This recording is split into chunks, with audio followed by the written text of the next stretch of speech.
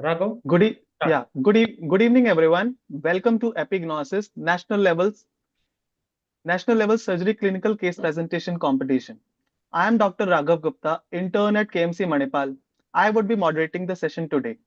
As Dr. Kishan Rao sir has told innumerable time on this platform, this competition would be conducted in a similar manner to the final MBBS University practical exam. It will serve to boost the morale of budding doctors in presenting cases to senior faculty without any hesitation or fear. It will also help them understand what the examiner expects from them and how to express that in limited time.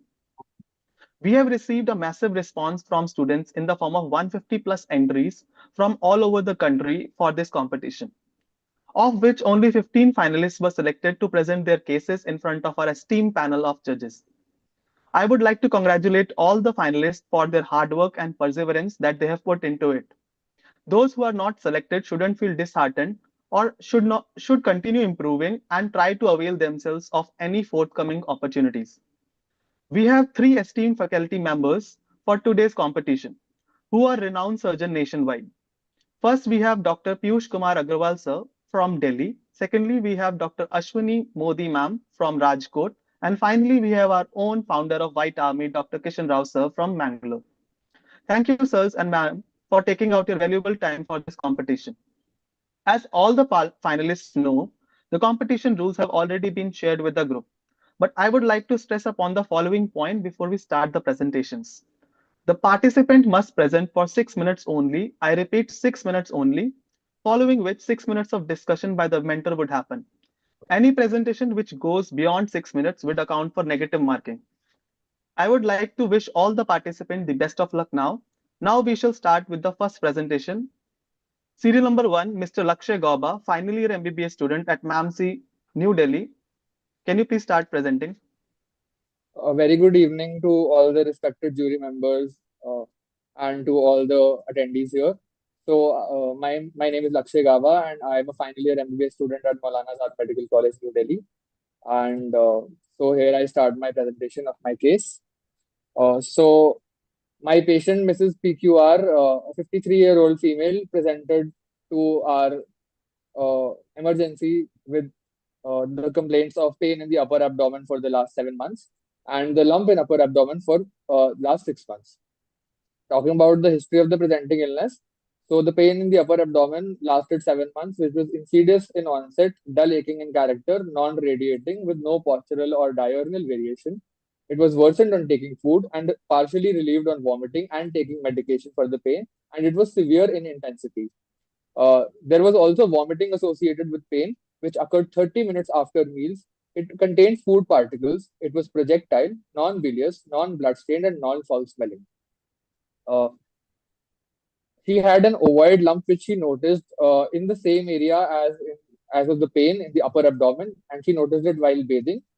It was initially around 5 centimeter into 4 centimeter in the dimensions, and now it has increased to 8 centimeter into 7 centimeter roughly. Other associated complaints include a feeling of fullness early on after meals, which has progressed relentlessly in nature, and there has been frequent bloating and distension of the abdomen following meals.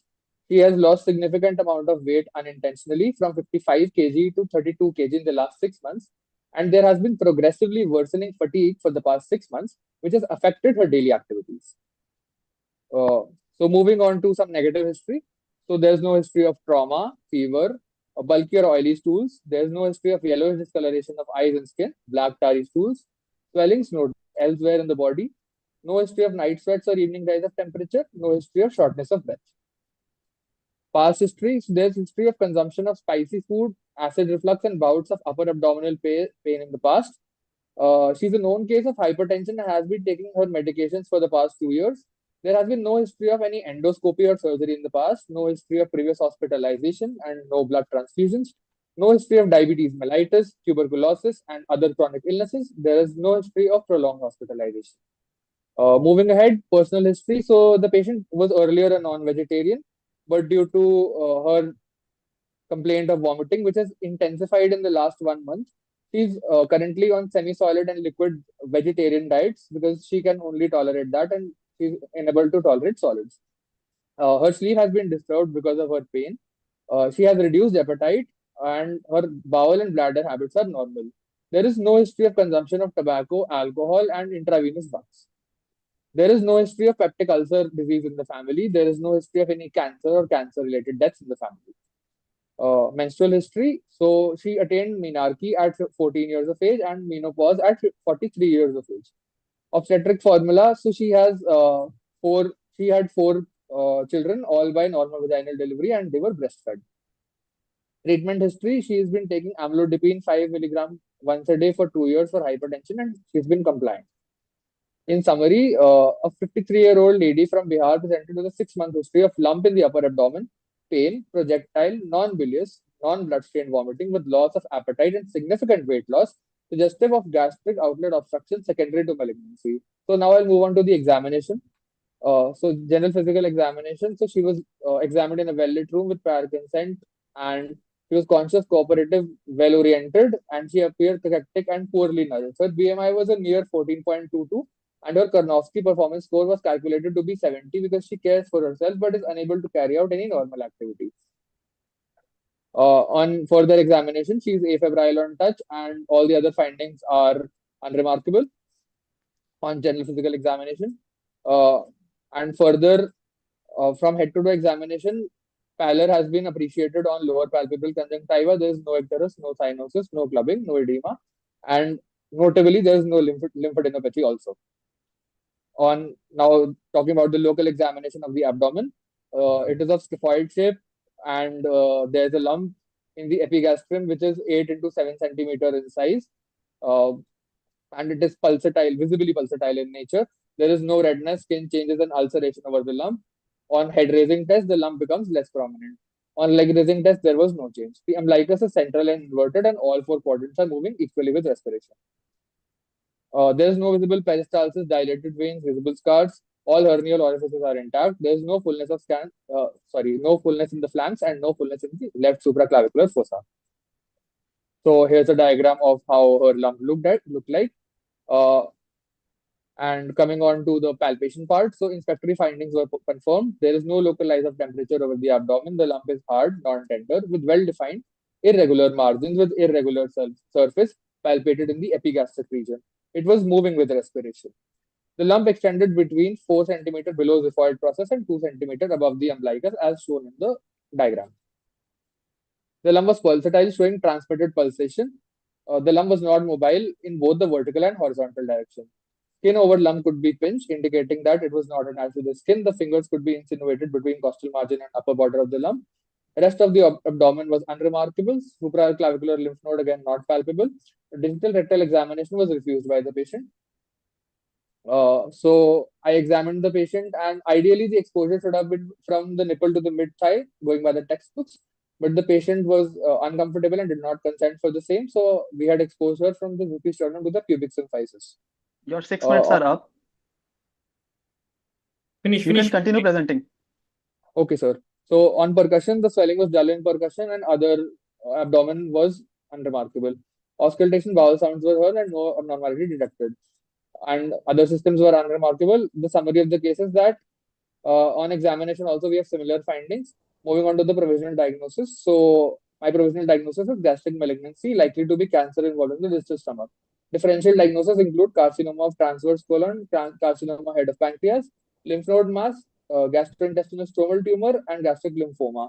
Along with it, I've written the causes of why these differentials are unlikely. Thank you so much. You have taken 45 seconds more. Okay, fine. Ashwini, can we start? You're muted.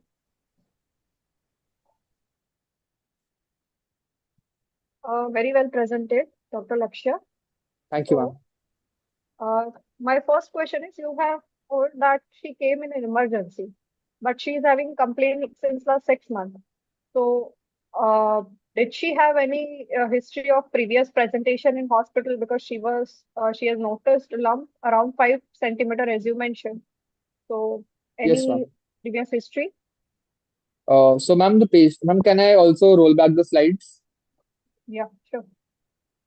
So, ma'am, she actually gave me a history of presenting to her local doctor in her village. and trying to seek local treatments for some time, but they were all ineffective. And she was being told that she probably has flatulence. And then she decided to come to Delhi to her daughter, and she was having severe pain for the past few days, and that is why she decided to present to the emergency, ma'am. Okay, so our chief complaint was since last few days only, right? Uh, yes, ma'am. The worsening was for the last few At days, the right? present, yes, yes, for the emergency presentation. Yes, ma'am. Okay. What is the importance of age in this? Ma'am, the importance of age is that because she is a middle-aged lady, the chances of malignancy become higher as the age progresses, especially for the solid tumors. And ma'am, apart from that, gastrointestinal stromal tumors of the stomach are also more likely beyond the 50s. So we could also keep that as a differential due to the age. And one last question: what is the importance of family history and neighborhood history in this? You have to count. Ma'am, I had put family history for the reason that peptic ulcer disease might run in families due to the susceptibility that can be genetically inherited. Also, ma'am, a family usually eats the same diet, so we could find that also.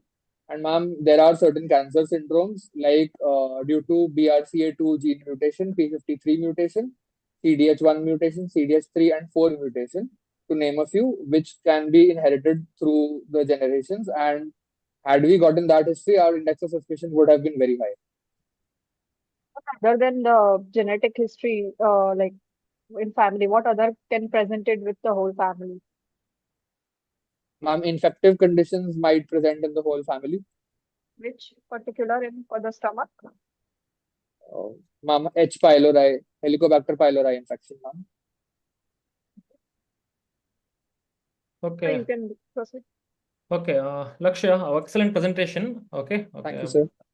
The thing is that can you please elaborate on some Karnofsky score? Why is that? Sir, Karnofsky score is basically from 0 to 100 and it tells how functional the patient is. So, Why it's required see, to be assessed? sir, it actually tells us a lot about the prognosis of the patient. Because we can see and we can also assess the kind of suffering that she's going through.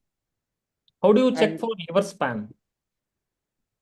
liver span, we can check through two methods. We can check through palpation below the costal margin. So if it's extending below the costal margin, it is likely to be extending. Liver extends. And What is the normal extent of the liver? sir, normally the liver extends from the fourth intercostal space to the. But where do you start intercostal. percussing the liver? Sir, the second intercostal space. Sir, because it might be shifted upwards. That is why, sir, we Initially it always prefer. Grows upwards, then only comes downwards. Okay, then do differentiate the tone. Okay, the percussion tones, it will be variable. Yes, sir. Then why you selected told there is no fullness in the left supraclavicular fossa, you told. Why? Sir, because had I found fullness in the supraclavicular nodes, it would have meant that because I was assuming it to be carcinoma. No, of the why stomach. left supraclavicular? What is the? Sir, because it is the place for the Virchow's node, and the gastric cancer has a tendency to metastasize to the Virchow's node. How? And this is called, Why selectively left Virchow's? Why left supraclavicular only? Why not right? sir, though I'm not sure, but I think it's got to do with the thoracic duct being the left. Where does it drain? Thoracic duct. It's from the right side, it will cross over to the left side, and at the junction of where it will join the vein.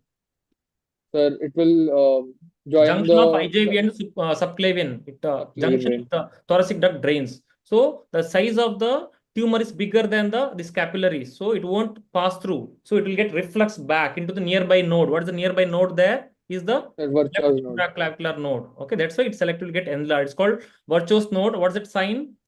The Troisier's sign. Troisier's. Okay, Troisier's sign. Good. Have you done ausculta percussion here?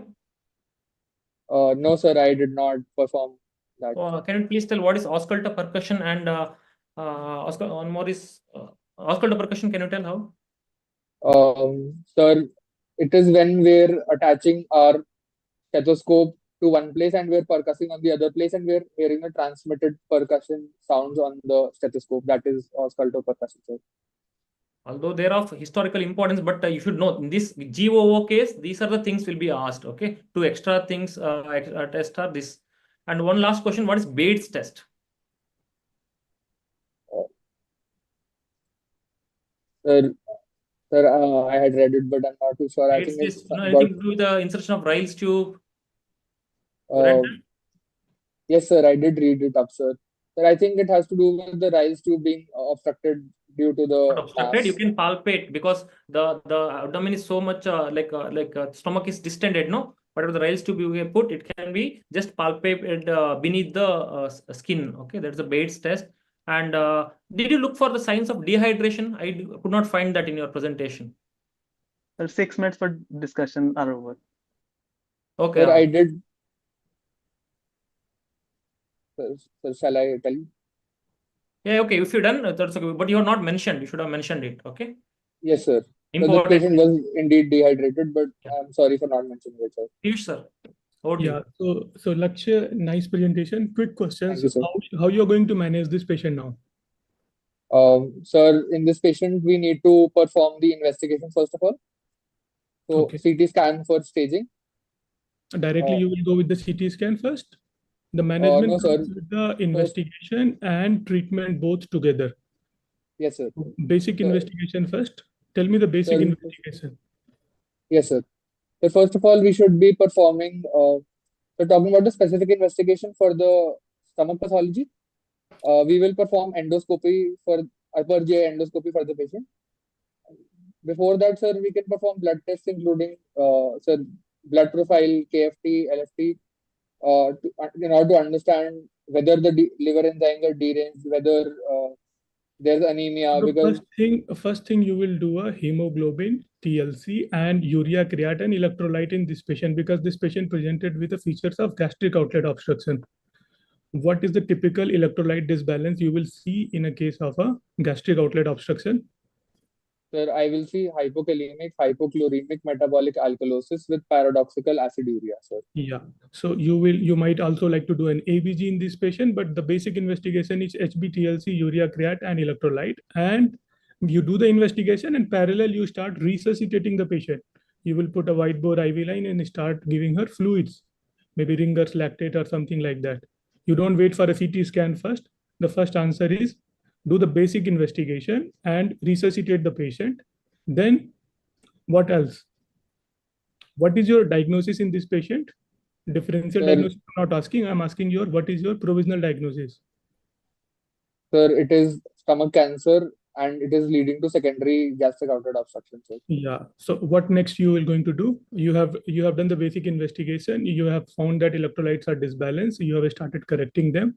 Now what Yes, next sir. you are going to do?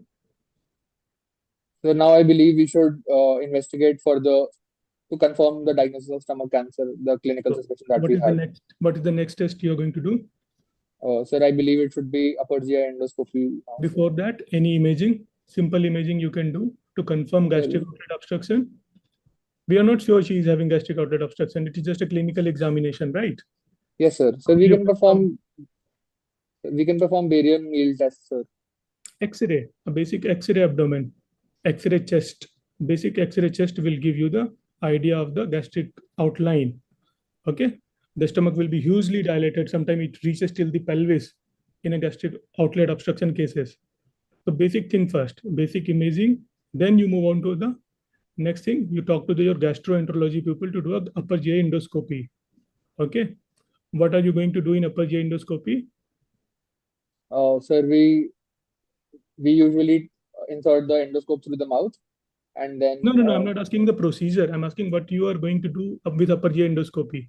You have done endoscopy to confirm you have seen a growth in a yes, sir. bottom of the stomach, and it is blocking the completely. Okay, with residual foods you are seeing inside the stomach. What next you would like to do within the endoscopy itself? Sir, I would also like to take a biopsy, endoscopic biopsy. Okay. So you have done endoscopy and biopsy. The report will come after 3 to 4 days. What next you will do now? Sir, after the report has come? No. We are waiting for the report for 3 days. What next you are going to do in between? You have seen it is a growth. So you were suspecting with the clinical diagnosis as a malignancy. Now it is becoming more confirmed. Just waiting for the report. What next imaging you would like to do in between? You were saying the first CT scan. Yes, sir. So the basic investigation in the management of a malignancy is, one is to treatment of the patient. The second is to stage the disease. So for Yes, the sir. staging the disease, you would like to do a CCT chest and abdomen with oral IV contrast. Okay. Yes, sir. Okay. Then how would you like to manage this patient? Suppose it comes the distal gastric cancer, okay, moderately differentiated adenocarcinoma, and you have done a CT scan, it is not metastasized, it is a locally resectable malignancy. What you're going to do now? Sir, we will perform gastrectomy, sir. No. So the gastric malignancy first is the neoadjuvant chemotherapy. Yes, sir. So 3 cycles of neoadjuvant chemotherapy you give to the patient, then you assess how the patient is responding to the treatment, then you plan for the surgery, or you can give few more cycles. So the answer should be, you will put the patient in the multidisciplinary team management. You will involve the pathologist, you will involve the radiologist, you will involve the medical oncologist, and you will involve the GI surgeon or a surgical oncologist. And the team will decide the management of the patient depending on the staging of the patient. Do not jump directly to the gastrectomy or chemotherapy like that.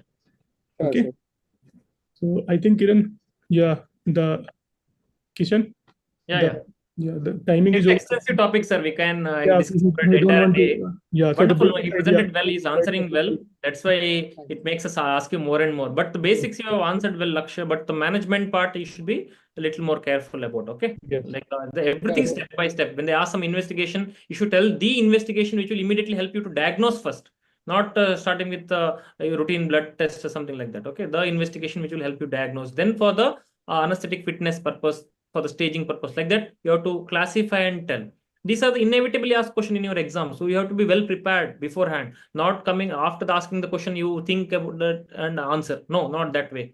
These are what we are asking is the questions in your exams. Okay, invariably asked question, not this from our pockets. So yes, sir. you can anticipate these beforehand and well prepared. I'm going to answer for the management. I'm going to answer this way. So you should be prepared that way. Anyway, you did well. You have kept up the reputation of your college, MAMC. Well done, Lakshay. Okay. Well done, Thank you. Thanks a lot, sir. Okay. Keep presenting. We are coming up with many other medicine, pediatrics, and all. You should be participating. Next, please. Yes. Next up, we have serial number 2, Miss Srishti RD, 4th year MBBS student at VMKVMC Salem. Salem. Okay. That is Tamil Nadu. Good evening, sir. I hope my screen is visible. No, Srishti, it's not being shared.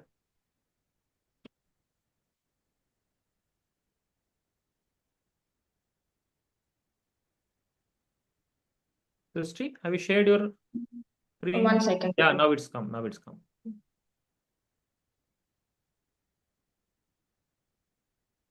Okay, Srishti, you can. What you can? There are two videos coming. Okay, fine. Sir, is it fine? Yes, your time starts now. Good evening to all respected judges and my fellow colleagues. I'm Srishti RD from Vinayaka Machines Kripananda Warrior Medical College and Hospital, Salem. I'm here to present the clinical case presentation. Demographic details: Mr. Shankar, a 65-year-old male who's a watchman by occupation residing from Salem, came with chief complaints of dilated and tortuous swelling in the left leg for the past 3 years, dull aching pain for the past 1 year, discoloration of skin for the past 3 months, and an ulcer for the past 1 week. History of presenting illness: the patient was apparently normal 3 years ago when he noticed dilated and tortuous veins on the left leg extending from the median aspect of the ankle up to the groin. It was insidious in onset and gradually progressive, increased on size on prolonged standing and reduced on lying down. It was not associated with any redness along the course of the vein. There was also intermittent episodes of dull aching pain for the past 1 year, which aggravated on prolonged standing and relieved on lying down, and not associated with any night cramps. The patient also noticed discoloration of skin over the left ankle for the past 3 months, which was associated with itching. Patient also complains of an ulcer over the lower 1/3 of the medial side of the left leg for the past 1 week. It was not associated with any pain, discharge, or bleeding. There was no deformity present. There was no history of any fever, no history of prolonged immobilization, no history of any abdomen distension, no history of any previous surgery, or no history of long-term hospitalization. Moving on to the past history, there were no history of similar complaints in the past, no history of any surgery in the past, and the patient is not a known case of diabetes, hypertension, asthma, epilepsy, tuberculosis, or ischemic heart disease. Personal history, the patient is on a mixed diet with normal appetite, regular bowel and bladder habits. The patient is not an alcoholic or a smoker. Family history, there are no similar complaints in the family. History summary. A 65-year-old male working as a watchman came to the OPD with complaints of dilated and tortuous vein, dull aching pain, discoloration of the skin, and ulcer, with no history of major ailments in the past and no history suggestive of deep vein thrombosis. Is probably a case of varicose vein involving the great saphenous vein. General examination. Informed consent was taken from the patient, and the patient was examined in a well-lit room. The patient appeared to be moderately built and nourished, with no signs of pallor, icterus, cyanosis, clubbing, generalized lymphadenopathy, or bilateral pitting pedal edema. The vitals of the patient were within the normal ranges, and the patient was afebrile. This is an image showing the varicosities of the patient. Local examination of the left lower limb. The patient was examined in standing position with both the limbs exposed from the umbilicus to below. On inspection, the attitude of the limb is normal. Multiple dilated and tortuous veins were seen on the medial aspect of thigh up to the groin, medial aspect of leg just below the knee and in front of the medial malleolus. There was also hyperpigmentation of the skin around the left ankle. A solitary ulcer was present over the lower 1/3 of the medial aspect of leg, which was irregular in shape with well-defined margins and healthy granulation tissue on the floor. There was no discharge and the surrounding skin shows hyperpigmentation. There was no redness, the skin was not stretched or shiny, no visible scars, no loss of hair or brittleness of nails, no deformity present. The other limb appears to be normal. On palpation, all the inspected findings were confirmed. There was no warmth or tenderness. Lipodermatosclerosis was present. Palpation of the ulcer, it is a 2 × 1 centimeter, irregular in shape with well-defined margins and sloping edges with healthy granulation tissue present on the floor, not associated with any discharge. The base was not indurated and not fixed, and it does not bleed on touch. All peripheral arterial pulsations were felt, and there were no palpable regional lymph nodes. Special test for varicose veins. Brody-Stenlenburg test 1 shows saphenofemoral incompetence was present. Brody-Stenlenburg test 2 shows the presence of perforator incompetence. Morrissey's cough impulse. The impulse was felt at the saphenofemoral junction. Multiple tourniquet test reveals incompetence at the region of below-knee perforator.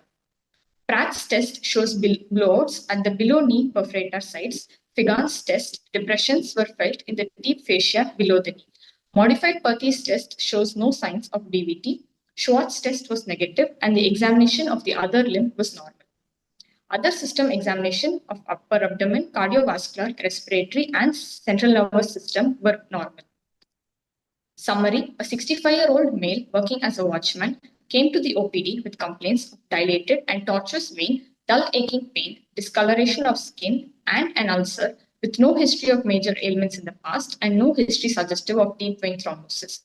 On examination, visible varicosities were noted along the course of the great saphenous vein, extending from the thigh to the medial aspect of the leg. A venous ulcer was present at the lower 1/3 of the medial aspect of the leg, with surrounding skin changes like hyperpigmentation and lipodermatosclerosis. Trendelenburg test was positive at the saphenofemoral junction, and perforator incompetence was demonstrated below the knee.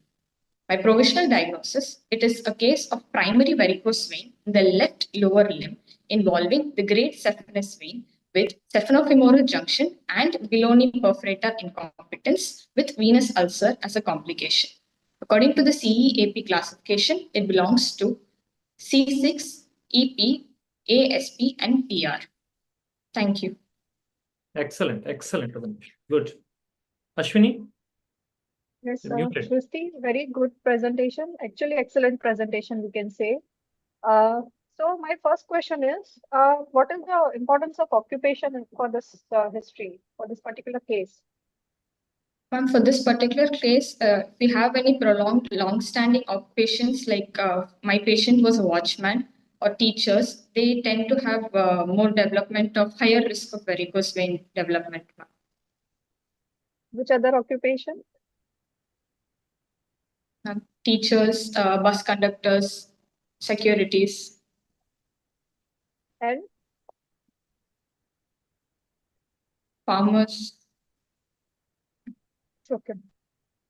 And the So surgeons. my Okay, she next was expecting the answer surgeons. Okay. yes. Okay, you should see. There's a learning there. Srishti, you may be knowing so many things, you may be answering well, but you should answer to what surgeon is expecting, what the examiner is expecting. Then your marks will be better. Okay. Yes, sir. She must have to she had to go to OTs. Yeah. Okay.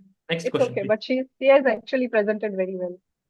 Next question is, how you will differentiate arterial and venous diseases from the clinical history?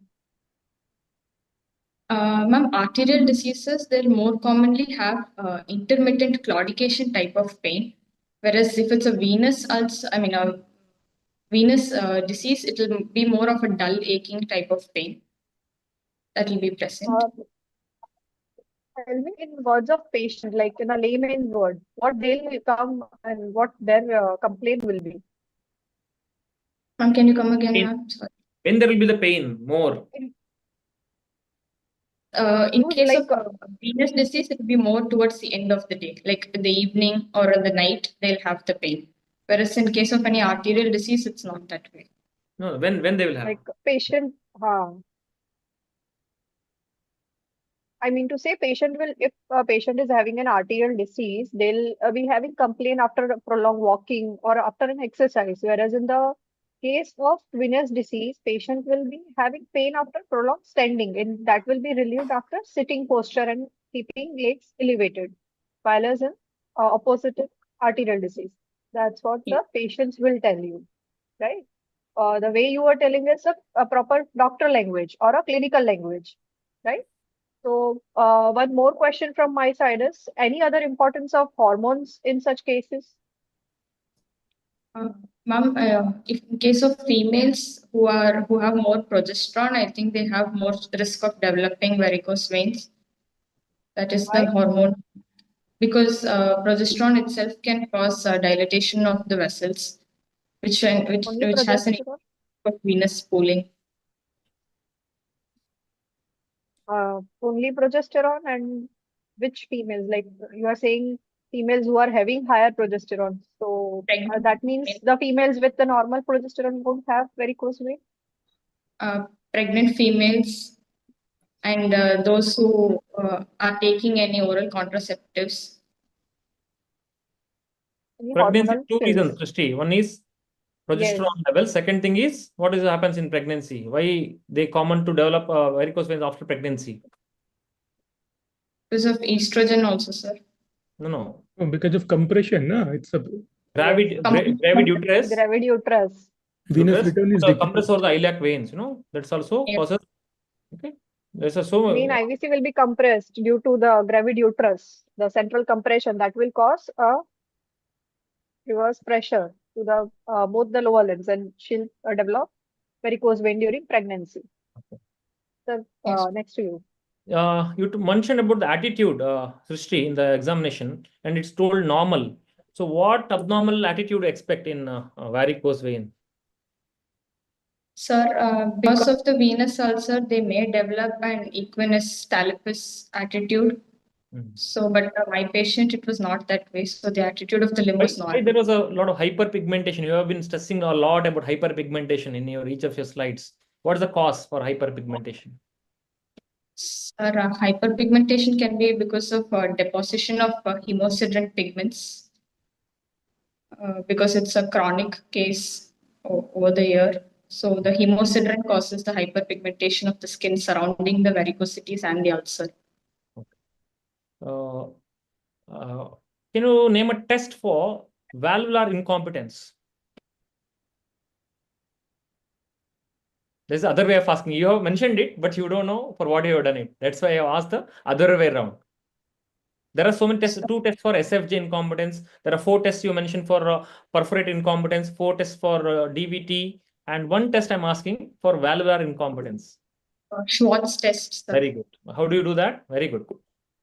So you basically compress at the saphenofemoral junction, and you try to tap on along the course of the vein and see if you're able to feel any pulse or thrill over the other finger. Okay. No, you know the course of GSV? Yes, sir. Okay. And name perforators in the lower limb?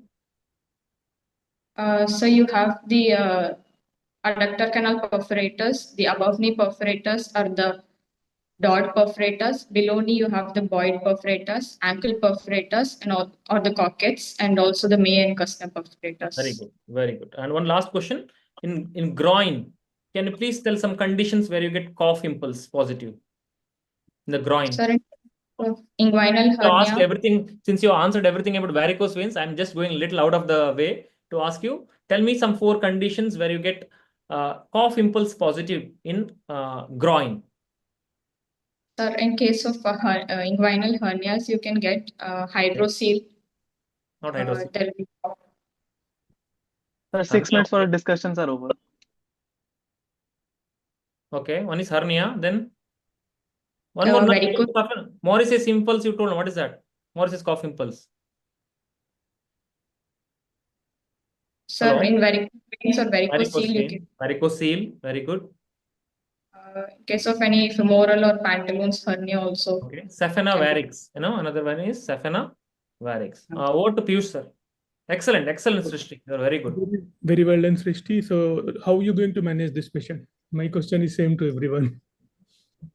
The management includes both the investigations and the treatment. Okay. The investigation for this patient, I would like to go about with a duplex scan, which is an B mode ultrasound as well as a Doppler. And for anesthetic, in case of any surgery, we can also go with an ultrasound of the abdomen to rule out any secondaries that are causing the varicose veins, to look for any abdominal mass or any pelvic mass.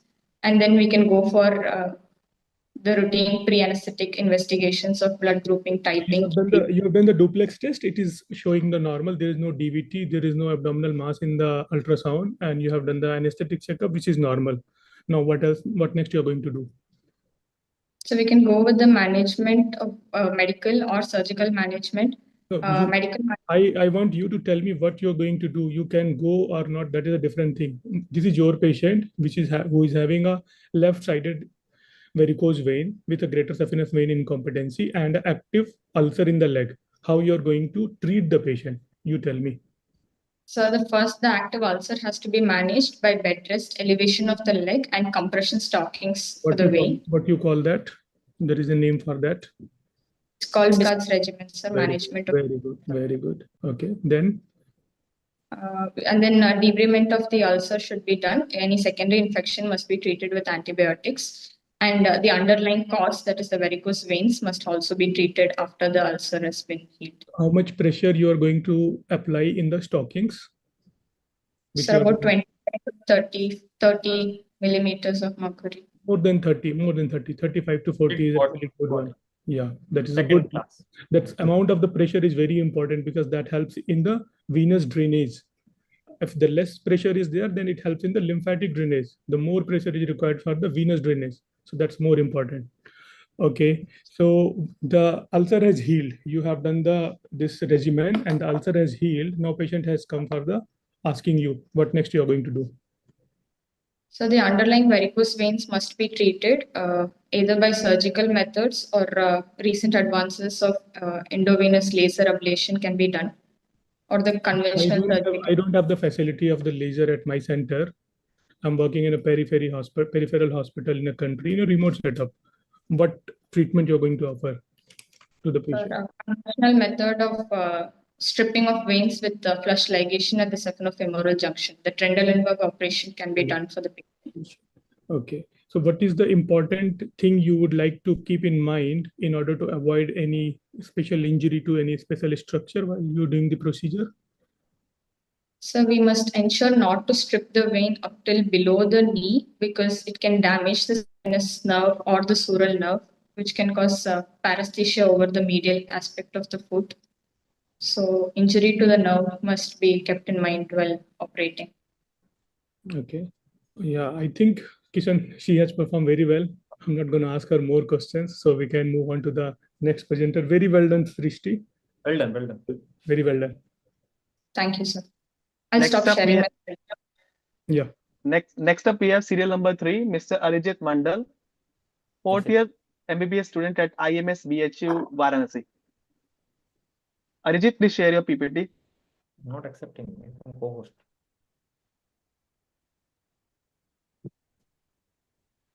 Tanishk, if you have any doubt, you can ask in the comment section. We'll try to answer, okay? Or else at the end, any of your doubts you have, you can ask us 5-10 minutes exclusively for doubts at the end. Is it okay? I think we can do that. Now only, sir? You want to take doubts now? No, all the doubts in the last. It will hamper the Can you presentation. make Arijeet as a co-host, please? Arijeet? Arijeet, put your...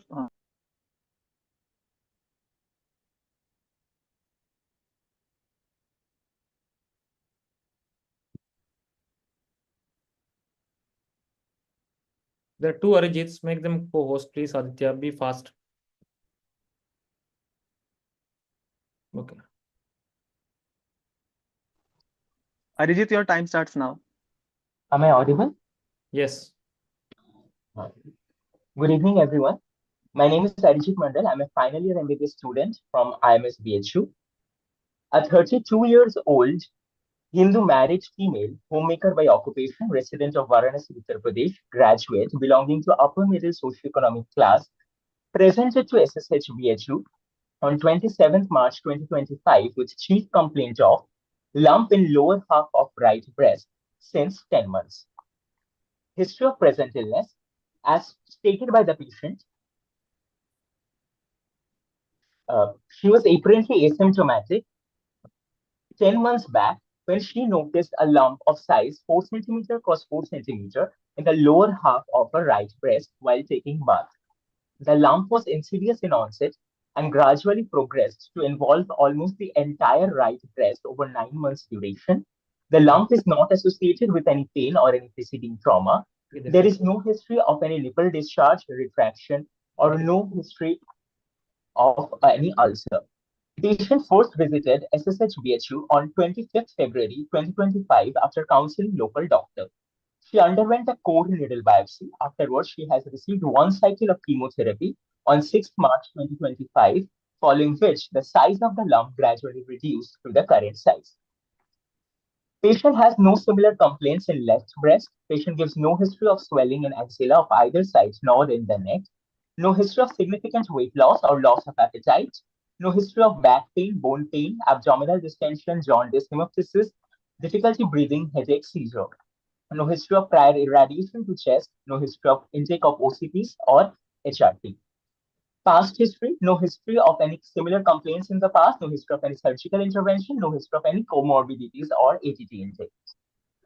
Family history, no history of carcinoma breast and first-degree relatives, no history of ovarian, endometrial, colorectal, pancreatic, prostatic, or male breast cancer in family. Personal history, patient takes vegetarian diet, sleep-wake cycle is normal, normal bowel bladder habit, no history of any addiction, no history of any allergies to any diet or medication. Menstrual history, patient attends menarche at age 14. She has regular cycle of 28 days, 3 to 4 days of bleeding with normal flow, color, and volume. Obstetric history, patient is in a non-consanguineous marriage for 10 years. She is P2, L2. She had her first child at age 25. Both the pregnancies were full term and had a normal vaginal delivery. She breastfed both her children for more than 1 year each time. She had 2 years gap between the pregnancies and opted for an IUD for 2 years after delivery of first child. Summary, a 32 years old multiparous female without any significant family history presented with a lump in her right breast for 10 months with insidious onset and gradual progression, with history of biopsy and reduction in size following chemotherapy, with no history suggestive of metastasis. Examination, Patient is examined in a well-lit room with proper exposure after taking informed verbal consent in presence of a female chaperone. Patient is cooperative and well-oriented to time, place, and person. Patient is thin-built, well-nourished, and adequately hydrated. BMI is 18.23. Carnofsky performance status is 90. Vitals. Patient is febrile, pulse is 80 beats per minute, blood pressure is 116 per 76 millimeter of mercury, respiratory rate is 16 per minute. General physical examination, pallor, icterus, cyanosis, clubbing, edema, and generalized lymphadenopathy is absent. Although regional lymph nodes, I'll be discussing with the local regional examination. Examination of breast and axilla. Patient is examined in semi-recumbent and sitting position with arms by side, arms raised above, arms placed at hip and bending forwards position. Inspection. Left breasts appear normal. Right breast is smaller than the left. And the nipple areola complex is approximately 4 centimeters above the contralateral side. Nipple has slight circumferential retraction. No crack is seen. No nipple discharge present. Areola appears normal without any cracks or fissures. On raising arm above head, a solitary oval lump of size approximately 5 centimeters x 7 centimeters is appreciated, involving all 4 joints and behind NSE. No dimpling, puckering, no venous engorgement, visible skin changes present. On bending forwards, both breasts fall proportionately forwards. Axilla and supraclavicular region do not show any fullness. Both arms appear normal with full range of motion in shoulder joints, no edema present. Palpation, patient is palpated in semi-recumbent position, local rise in temperature present, no tenderness present. A solitary globular lump of size 9 centimeters x 7 centimeters is palpated extending in all 4 quadrants and behind the NSE. Surface is uneven and with ill-defined margins and consistency is hard. Lump move along the breast tissue but not independently, suggesting lump is fixed to breast tissue. Overlying skin is not pinchable, suggesting fixity to skin. Lump is not fixed to chest wall. Lump is not fixed to pectoralis major. Axillary lymph nodes, supraclavicular and infraclavicular lymph nodes were not palpable. Percussion, intermammary space, resonant note is present, suggesting non-involvement of internal mammary lymph nodes. General systemic examination. CVS S1 S2 hard, no murmurs heard. CNS, no focal deficit present. Respiratory system, no vesicular breath sounds heard. Per abdomen is normal, spine and back normal. Per vaginal and per rectal examination normal. Clinical diagnosis, carcinoma of right breast, CYT3N0M0, stage 2B. Thank you. Yes, Arijeet, very good presentation.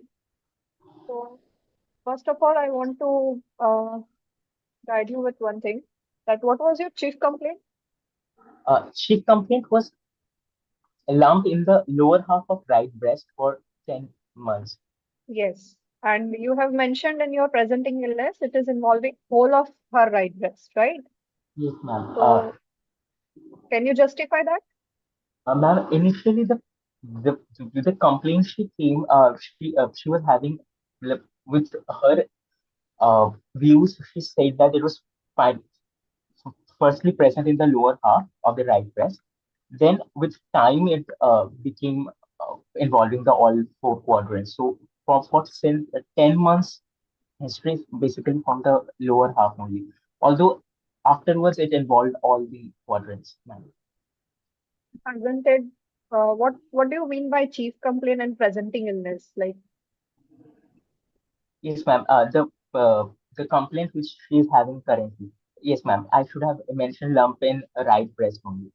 Thank you. so my point is to tell everyone else, whatever you are mentioning in chief complaint should be the main point, which is you are going to elaborate in your presenting illness.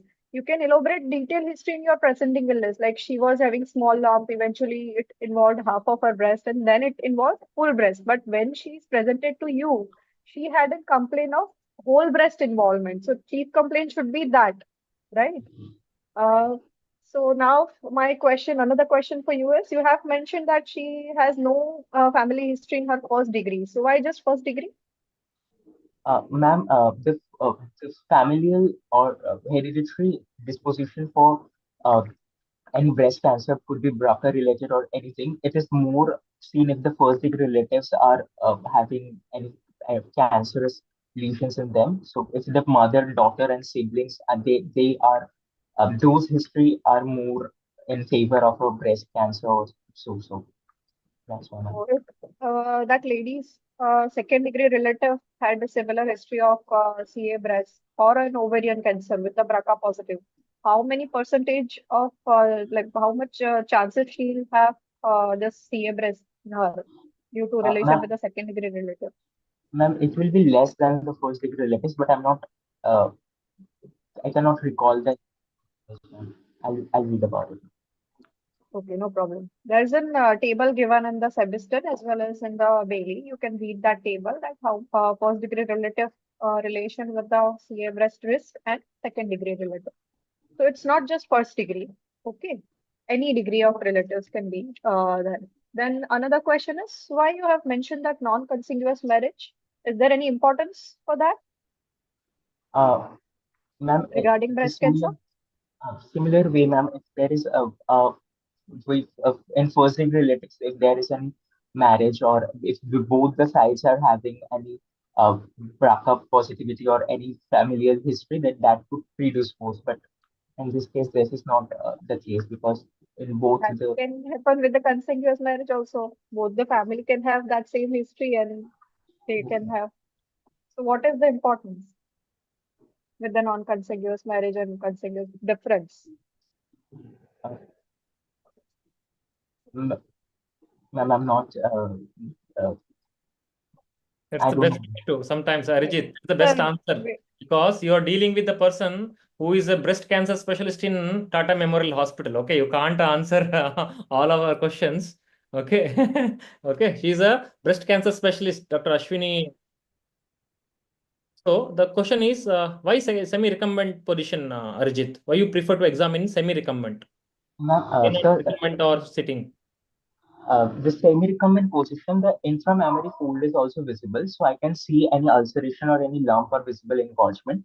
While in sitting position, the breast becomes more flaccid and with gravity, they sags down. Or while in the supine position, they are more flattened over the chest, so we cannot appreciate the proper architecture of the breast. It's best What seen are the in the signs of skin involvement as per the TNM staging? What are the features of skin involvement? skin involvement features could be further range, the satellite nodules, direct infiltration, or ulceration. If so many systems have examined, which one you would like to examine first? I would like to examine Is it spine, CVS? You have mentioned CVS or so many things. Which one, given a chance, which one you would like to examine first? spine and back and abdomen. Why? So actually, in case of hematogenous spread of the breast cancers through Batson's venous plexus, because those are valveless veins, it drops From where it goes to Batson venous plexus? From where? From Batson the venous plexus directly doesn't drain the breast, right? yes, sir. So from the internal mammary veins, it goes to the Batson's venous plexus and it Posterior drops intercostal veins. Posterior posterior into intercostal vein, not the internal mammary. Okay. Posterior intercostal veins that will drain to your. the Good, good. For so your that level, it's okay, UG level. Good. that drops and because the lumbar vertebrae are the narrowest, so they get stuck there. And per abdomen because it could involve the liver, so it could cause any organomegaly or ascites for that. What are Burke's levels of axillary lymph nodes? Yes, sir. Could you repeat the question? Burke's level. This surgical levels of lymph nodes could be as per the pectoralis minor muscle. So the level 1 is the anterior and medial to the pectoralis minor. The pectoralis level 2 is behind the pectoralis minor muscle, and the lateral and lateral to the pectoralis minor muscle is the level 3. Not lateral. It is below and lateral is 1. Behind is 2. Above and medial is level 3. Okay. There are 5 groups of lymph nodes. Which all comes in which level? You should know. These are things. Over to Piyush, sir. Good, good. Sir, six minutes for presentation done. Yeah, I think Dr. Ashwini would like to ask him the management part No, also. sir, you proceed. No, Yeah. no, sir. Okay. So you tell me, Arijeet, about the management of this patient, because since this patient has already received chemotherapy, so how you're going to manage now? So firstly, I would try to again confirm the diagnosis and then stage the disease. So for confirmation of the diagnosis, I can do local assessment. So the imaging for a 32 years old, we can do the USG of the breast, and then you can do a core needle biopsy.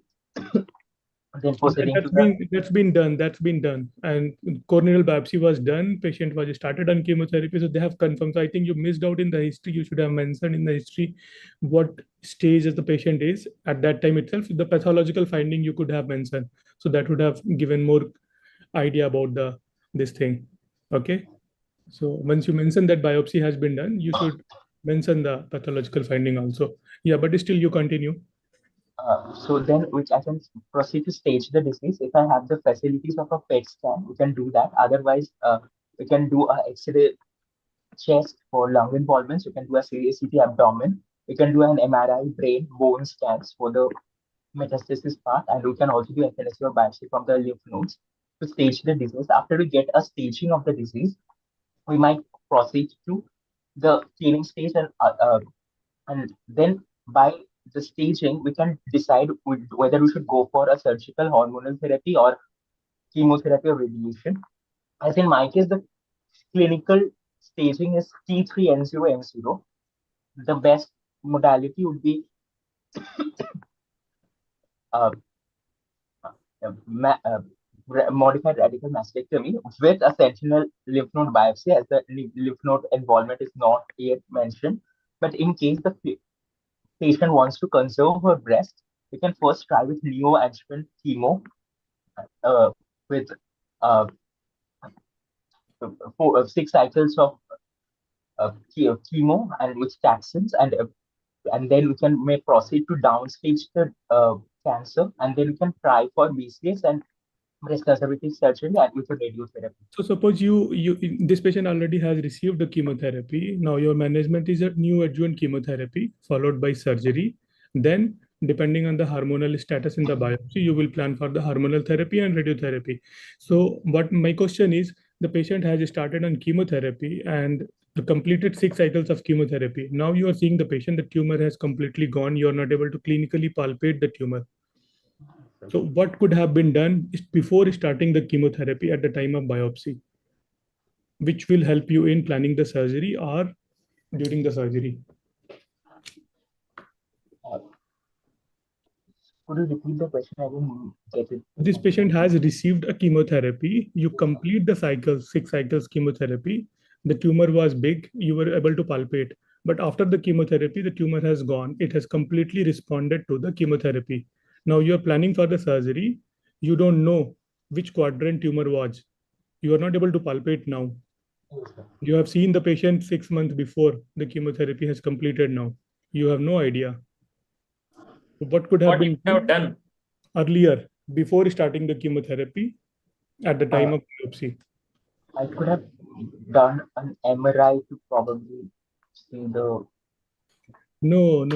I didn't. I marking. You could have done inside any kind of marking along with the biopsy. You can keep something. I'm not aware of this. Titanium clips. Okay.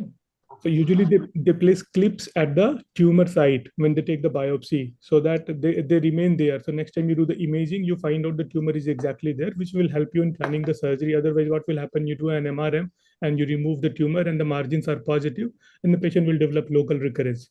So that's not good. Okay.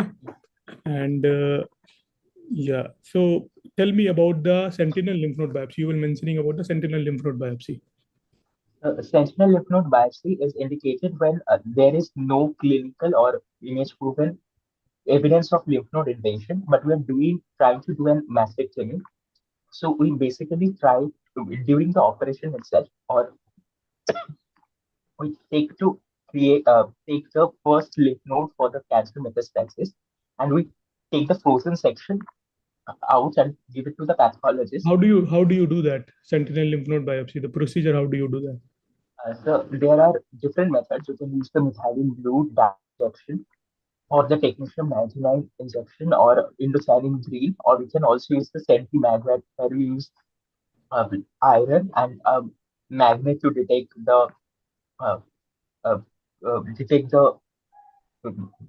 hot nodules with the magnet. So basically, we inject the dye, and for instance, technetium 99, and it will be absorbed to the sentinel lymph nodes by gamma rays. We can gamma films. We can Fine, identify the. Arijeet. I think he can directly give PG exam, surgery PG exam. You can give this, not UG. Okay, Arijeet. If you leave like this, you will teach us entire surgery in today night itself. You are wonderful. You are wonderful, Arijeet. Okay, you are wonderful. Your presentation was good. Approach was good. The way you Yes. answered. Very nice, Arijeet. Excellent, excellent. Okay, Very well good, done. Arijeet. Keep going. Next, We'll move to the next presenter. you should be a little more quicker, judges. Serial number 4, Miss Souparnika K. She's a final year MBBS student at MSRMC Bengaluru. Souparnika, can you please share your PPT? Yeah.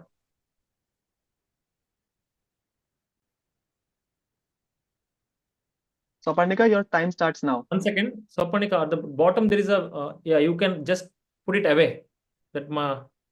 No, there is one video is coming. No, in the bottom you can just put it away. The iPad. No, just don't click on it. Just slide it away. Got it? Okay. Yes. Start. Okay. Good evening. I'm Souparnika K, a fourth year MBBS student from Government Medical College. I'll be presenting the details of Mrs. XYZ, a 35-year-old female, studied up till 10th standard, a farmer by occupation, hailing from Kolar and belonging to the lower middle class by modified Kuppaswamy scale, who presented with the chief complaint of swelling over the front of the neck since 2 years. History presenting illness. Patient was in her usual state of health 2 years ago when her relatives noticed a swelling over the front of her neck, insidious in onset, gradually progressed from an initial size of approximately 2 into 2 centimeters to the present size of approximately 5 into 5 centimeters. It was not associated with pain or fever. There was no history of change in the voice, difficulty in swallowing, noisy breathing, breathlessness, or fainting. There was no history suggestive of thyrotoxicosis, hypothyroidism, or metastasis. Past history, she has no history of similar complaints in the past. She is not a known case of diabetes, hypertension, tuberculosis, asthma, seizure disorder, or cardiac diseases.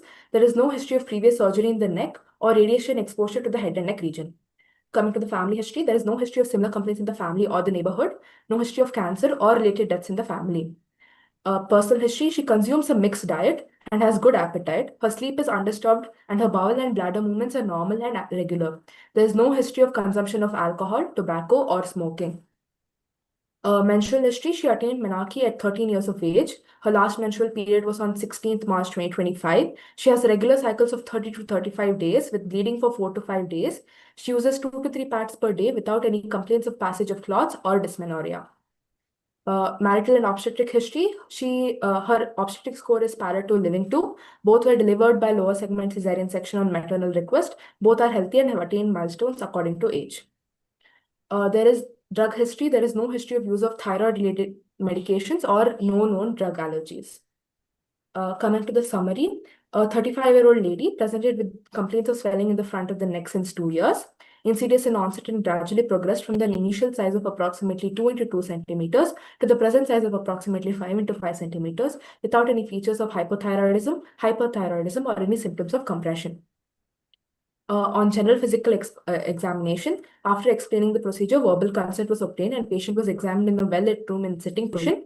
She's a middle-aged lady, moderately built and well-nourished, comfortable at rest, conscious, cooperative, and well-oriented to time, place, and person with a BMI of 29.82 kilograms per meter square. Pallor was present in the lower palpebral conjunctiva. There was no icterus, cyanosis, clubbing, generalized lymphadenopathy, or pedal edema.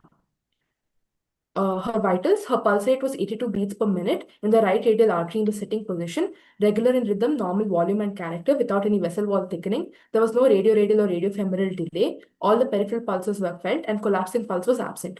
Her blood pressure was 118 over 80 millimeters of mercury measured in the right arm in the sitting position. She was afebrile and her respiratory rate was 14 cycles per minute, thoracoabdominal type. On head-to-toe examination, hair was black and lustrous, face was normal without any facial flushing, eye signs were negative, Oral cavity was normal without any macroglossia, lingual thyroid, or tongue tremors. The skin was normal. Upper limb, the palms were soft, not moist, and there were no fine tremors. And lower limb, there was also normal without any pretibial myxedema.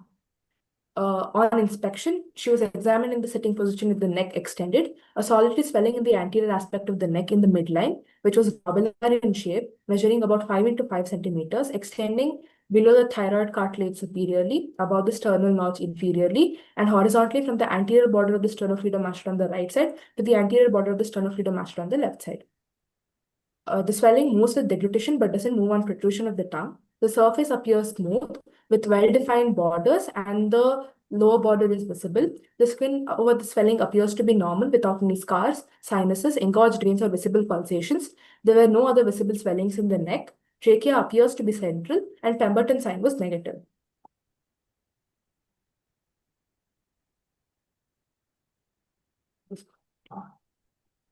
On palpation, she was examined in the sitting position with the neck flexed and standing behind the patient.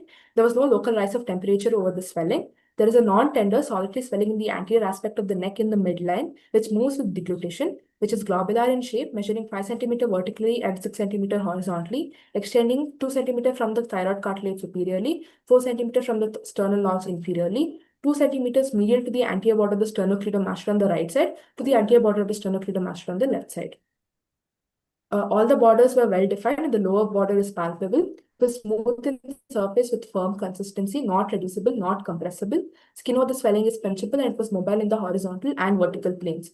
The swelling was deep in the cervical fascia and the strap muscles. There was no thrill palpable over the upper border of the swelling. On Leahy's method, lateral borders were palpable. The trachea is in midline. The carotid artery is palpable bilaterally at the anterior border of the sternocleidomastoid at the level of the thyroid cartilage. There were no palpable cervical lymph nodes. On percussion, a resonant note was heard on direct percussion over the manubrium sterni. On auscultation, no bruit was audible at the upper pole of the swelling. Systemic examination. The cardiovascular system, S1, S2 heard, no murmurs heard. Respiratory system, normal vesicular breath sounds heard bilaterally in all areas. There were no added sounds. Abdomen was soft, non-tender without any organomegaly. There were no focal neurological deficits on central nervous system examination. The skull and spine were normal without any swelling or tenderness. Summary, a 35-year-old lady presented with complaints of swelling in the front of the neck since 2 years, insidious in onset and gradually progressed from an initial size of approximately 2 into 2 centimeters to the present size of approximately 5 into 5 centimeters without any features of hypothyroidism or hyperthyroidism or any symptoms of compression. On examination, there is a non-tender solitary swelling in the anterior aspect of the neck in the midline, which moves with deglutition, globular in shape, measuring 5 centimeters vertically and 6 centimeters horizontally. All the borders are well defined and the lower border is palpable. It has a smooth surface, firm consistency, mobile in the horizontal and vertical plane, no thrill palpable or audible over the upper pole of the swelling. My provisional diagnosis would be a solitary non-toxic thyroid nodule, probably benign in euthyroid state. Excellent. Souparnika, excellent Yes. presentation. So my first question for you is, what is the importance of age in any neck swelling case? Age. So in the pubertal age, it's more common to have a simple nodular goiter, because of the increased demand for the thyroid hormone. When it comes to multinodular goiter or nodular goiter, it is usually seen in the middle age. When it comes to thyroid carcinomas, papillary thyroid carcinoma is usually seen in the younger age from 20 to 30 years. Follicular carcinoma in 30 to 40 years, and medullary and anaplastic carcinoma usually in the elderly. Thyrotoxicosis, especially primary thyrotoxicosis, is usually seen in the young. This is for thyroid swelling. For other neck swellings, such as any lymph node enlargement as such, it would be more common in the extremes of the age because of tuberculosis. Very good. My next question to you is, what is the importance of any previous surgery history and radiation history in such cases? Previous surgery to see if there's any recurrence, if there was any previous thyroid surgery that was performed and if there has been a recurrence, and irradiation in the head and neck region, because one, irradiation is a risk factor for papillary carcinoma of the thyroid, and it could have been done in the past for Hodgkin's lymphoma or any other cancer states. And what is the importance of residence? Residence would be there is endemic for endemic goiter, which is usually seen in near the Rocky Mountains, like the Himalayan ranges or the Vindhya ranges. That's why it would be important. Why? Because the level of iodine in the water and the food would be low because they get washed off with the current. Yes, very good. Over to you, sir. You told Souparnika lower border of the swelling is visible. Yes, sir. What is the inference? That there is no retrosternal extension of the swelling. Why did you do Pemberton's test? Pemberton's sign is again for retrosternal extension, wherein we ask Told the there is patient to. no lower body, what is well visible, you were told. Again, you Yes, did sir. Pemberton's. Okay. No, not okay. How would you substantiate? It might have extended without it being visible. What are the three types of retrosternal goiter? I'm not sure, sir. Three types. That's how it's a tricky question. Okay, for UG level, okay, you are doing is fine. But how do you, some cranky examiner will come and ask this way. Okay, so how do you substantiate? You should be prepared. Okay, there are three types of substernal and intrathoracic and plunging type. Sometimes it may be purely intrathoracic. Then you don't know lower. Okay, so Okay, sir. so what is Kreil's method of examination? Kreil's method for the posterior or lateral aspect, you do Lahaye's. What is Pizillos and Kreil's method? Quickly.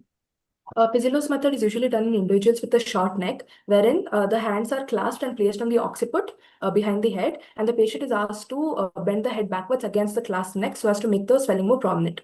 Whereas Kreil's method is usually done in the case of small nodular swellings, wherein the pulp of the thumb is placed against the swelling, and the patient is asked to swallow to feel for the nodularity. Good. One last question to know your fact or theoretical knowledge. Can you please tell me all four strap muscles? There is sternohyoid, sternothyroid, thyrohyoid, and omohyoid. No, these are the no, not omohyoid. Come on. Oh, sorry. Okay.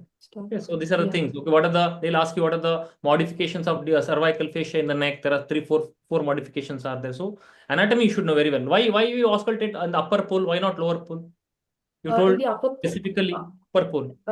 Upper pole because the superior thyroid artery will be anterior to the gland there, and in cases of hyperdynamic circulation, like in thyrotoxicosis or malignant thyroid carcinoma, the thrill will be felt or audible bruit. You, sir.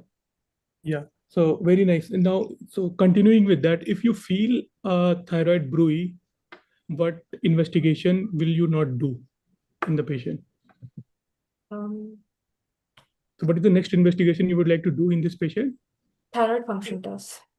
And any other investigation to confirm this is a solitary non-toxic thyroid nodule, benign. Ultrasound of the neck. Okay. And FNAC. FNAC. So if there is a bruit, you will not do the FNAC because it might bleed.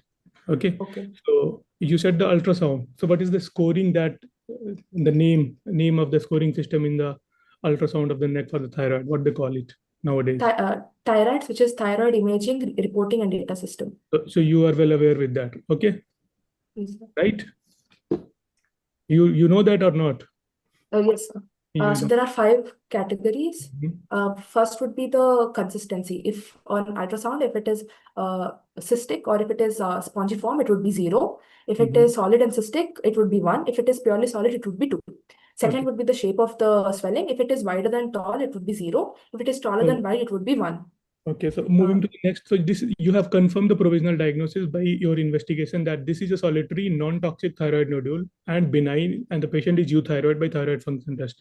What next you are going to do for the treatment of the patient? For the treatment, since it is since it is large swelling, the patient opted for a hemithyroidectomy. But if it is small, it can be done on a follow-up as well. Yeah, so you give the patient option that since it is a benign, this can be observed and monitored in the long term, but patient is having any cosmetic issues or patient is having any compression signs or patient is not at all liking it. Many times patient just want the surgery because of cosmetic reason, then you have to go ahead with that. So what is the surgery you said you will do in this patient? Hemithyroidectomy. So what is hemithyroidectomy? Wherein there is removal of one lobe of the thyroid gland along with the isthmus. Okay, and what specific nerve will you try to avoid the injury, and what is the position of that nerve? The recurrent laryngeal nerve, which is close to the lower pole of the thyroid gland, because it could lead to hoarseness of the voice and respiratory So difficulty. what investigation you do before planning the surgery to confirm that recurrent laryngeal nerve is not damaged in the patient? And laryngoscopy, indirect or direct laryngoscopy. That is very, very important because the patient is talking to you, know that there is no hoarseness in the voice, but you have to document it because of the medical legal purpose. Okay, because in 10% of 5 to 10% of the cases, there can be one side of vocal cord palsy. So the other side you are operating and you are damaging the nerve. Okay, I think we can move ahead. She has done if I was a surgeon for this patient, I would have convinced still for this patient for a thyroidectomy. You know why? Because the doctor is very good. If I would have still no cosmetic, no pressure, nothing. Still, I would have convinced her for surgery. You know why? I would have told any long-standing benign also, multinodular goiter also can turn into what? Malignancy. Malignant. What type of malignancy? Follicular. Very good. Okay. Very good. Very good. Very good. Excellent. It's all in your hands. Okay. Nice, Okay. nice. Good. Very good, Souparnika. Excellent. You did very well. Thank you, sir. You kept up the reputation of MS Ramaya. Good. Very good. Thank you, sir.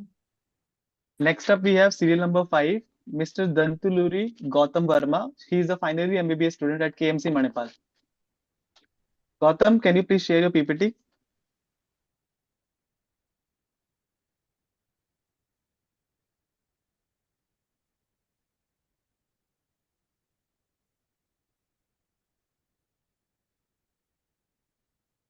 Can we see Gautham? Yeah. Yes, Gautham. You can start.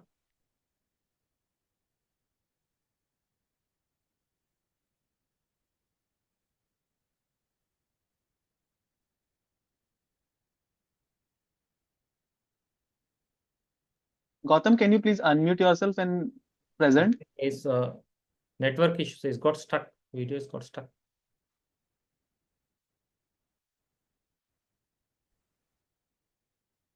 Gautham, are you there?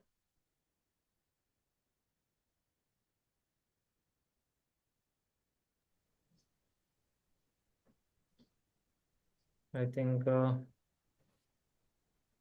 his network is blocked. Yes, sir. Gautham, Good evening. Good evening to the.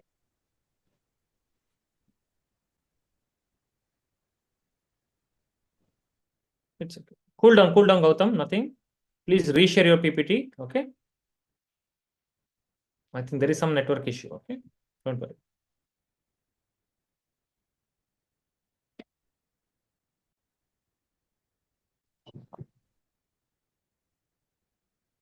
Okay, you can start. You're muted, Gautham.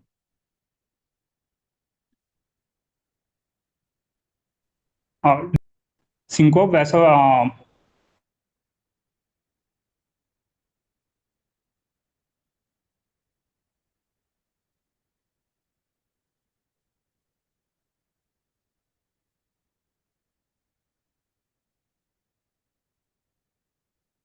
I think you have to move with the next one. Yes, sir. We'll go on to the 6th number presentation, sir. Yeah, Gautham, he'll do at the end, I think. Better, no? Yes, sir. Yes, sir. Yes. I think, is it raining there something in Manipal? Yeah. Yes, sir. That's why he's It's raining. Okay, it's okay. Gautham, he can present at the end once it's vertigo and okay. We can go the next. Gautham, Next up, once the rain subsides, you can present at the end. Is it okay, Gautham? You're having some network issues. I know. I understand how the rain havoc in Manipal. Please take your time. Okay. Sure, sir. Half an hour you can present it. Okay, again. Don't worry. Sure. Yeah. Next. Next up, we have serial number 6, Miss Buvaneswari. She is a final year MBBS student at GMCH Vellore. Buvaneswari, can you please present your PPT? Yes, sir.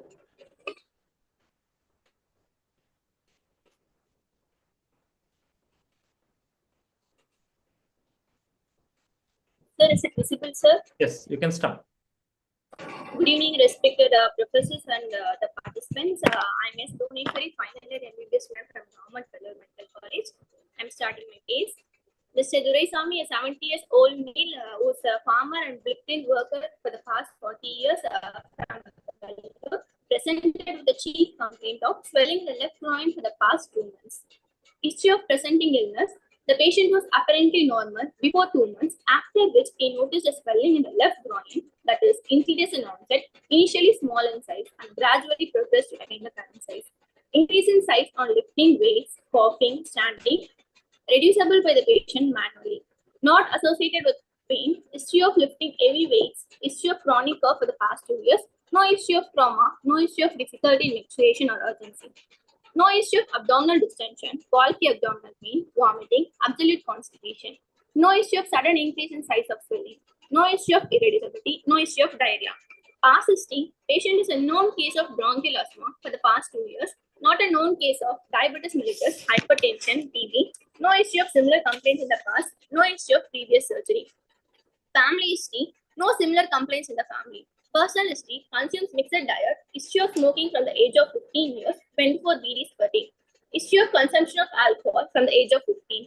Normal bowel and bladder habits. Summary, Mr. Duraisamy, 70-year-old male, who was a farmer and bricklayer worker by occupation, came with the chief complaints of swelling in the left groin for the past 2 months that is reducible by patient with issue of chronic cough for the past 2 years. Probable diagnosis may be left inguinal hernia. General examination, patient was conscious, oriented to time, place, and person, moderately built and nourished, no pallor, no icterus, no cyanosis, no clubbing, no generalized lymphadenopathy. Vitals, pulse rate 80 beats per minute, respiratory rate 23 breaths per minute, abdominal thoracic, blood pressure 180 by 80 mmHg measured on right arm in supine position, temperature afebrile, height 177 centimeter, weight 65 kg, BMI 19.6. Local examination, after getting consent from the patient was exposed from the level of umbilicus to the mid-thigh level. Inspection, swelling was seen on both right and left inguinal region. On left side, swelling of approximately 5 × 5 cm in size, that is hemispherical in shape, situated about 7 cm from anterior superior iliac spine and just above the root of scrotum. Skin over the swelling is normal, surface is smooth. Right side, swelling of approximately 2 × 1 cm in size, hemispherical in shape, situated about 8 cm from anterior superior iliac spine and just above the root of scrotum. Skin over the swelling is normal, surface is smooth, visible expansile cough pimples present on both sides, no visible peristalsis, scar, sinuses or distended vein present. Penis in midline, scrotum appears normal. Palpitation, not warm, not tender. Inspective findings are confirmed by palpitation. Consistency of the swelling is soft and dumpy on both sides, reducible on both sides, expansile cough pimples present. Deep ring occlusion test. Test is performed on standing position after reduction of swelling by the patient in supine position. Swelling appeared medial to the deep ring. Siemens technique, impulse felt on middle finger, superficial to inguinal ring, finger invagination test not done.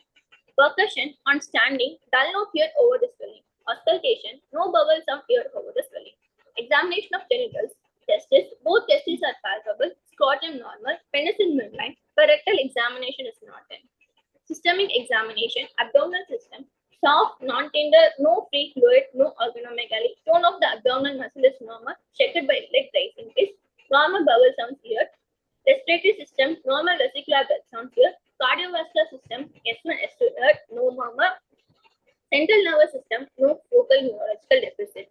Diagnosis, bilateral, reducible, incomplete, direct inguinal hernia with momentum as content and no associated complication. EHS classification of PM3 is seen.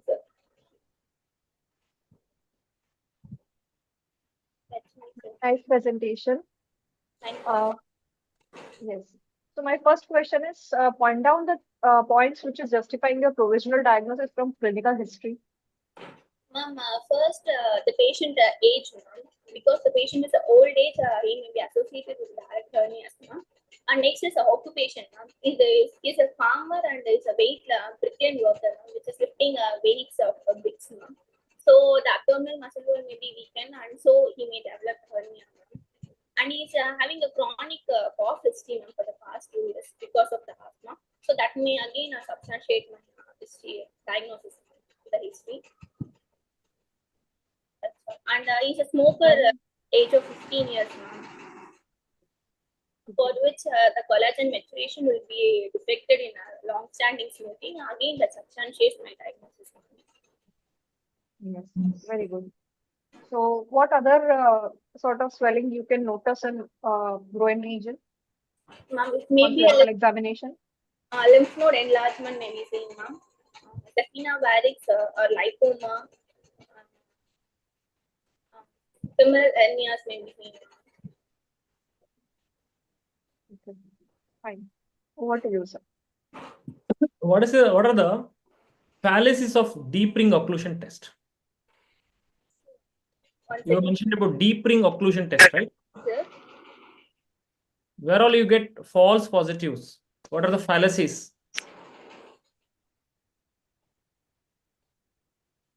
Sir, in pantaloons hernia, there will be both indirect and direct hernia will be present, sir.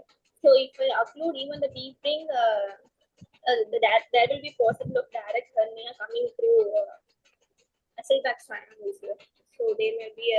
What's the importance of per-rectal examination in this case? Sir, through per-rectal examination, we can see whether prostate enlargement is seen, sir, because benign prostatic hypertrophy may cause hernia, sir. So for checking prostate hypertrophy, we can use the per-rectal examination, sir. What is it PM3? Can you please elaborate on that PM3? Sir, it is a European hernia system classification, sir. P or that is a primary or recurrent, sir, and M for medial or lateral, sir. That's associated medial to inferior epigastric vessels or lateral to inferior epigastric vessels, sir. And 3 is size of the swelling, sir. 0 is just not detectable, and 1 is less than 1.5 centimeter on one finger belt. 2 is 3 centimeter or 2 finger belt. 3 is greater than 3 centimeter or 3 finger belt. Is it the size of the swelling or the defect? Size of the swelling. Over to Piyush, sir. Yeah, very nice presentation, Buvaneswari. So coming directly, I'm skipping the investigation part in this case. You tell me what treatment will you offer to your patient now? Sir, I will offer Liechtenstein tension-free mesh hernioplasty. Sir. Okay, you will offer patient a open surgery. Yes, sir. Anything else you would like to manage with the patient first before offering the surgery?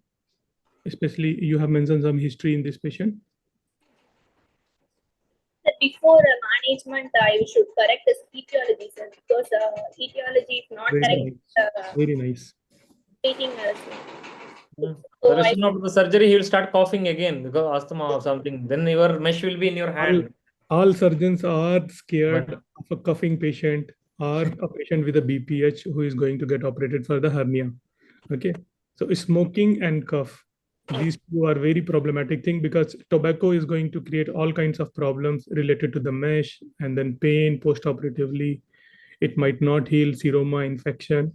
All those things can happen. So you have to treat the patient first, or you might have to counsel the patient first. He has to quit the smoking completely. Then only you will do the surgery. Okay, so you said you are going to do an open surgery. Why not laparoscopy? Sir, in my institution, laparoscopy is not done mostly, first of all. Then compared to laparoscopy, open surgeries is not technically dependent, so I may go with the open surgery, sir. Okay, so she's the smart one. So, but you have to offer the patient options that this operation can be done with the open method also and laparoscopically.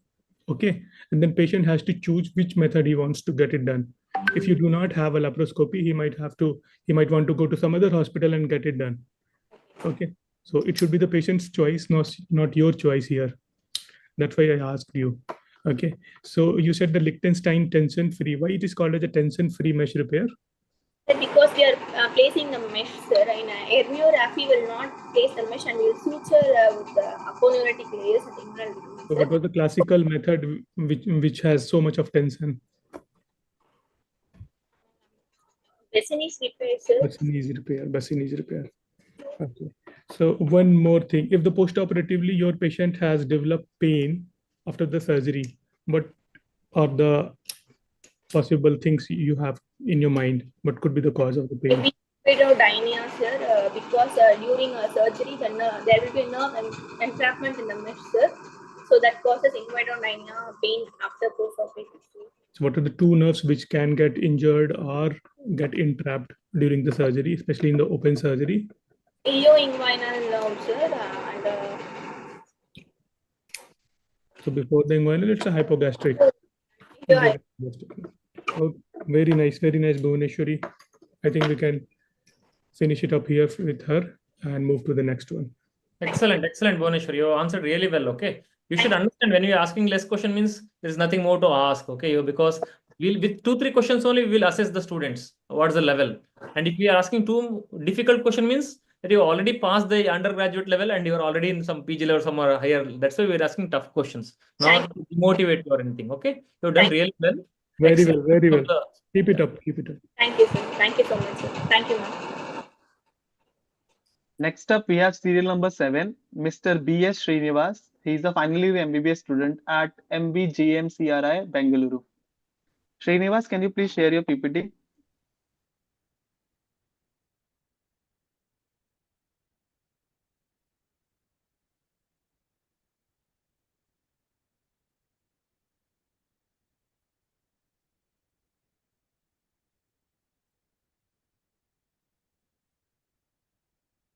Yes, you can start, Srinivas.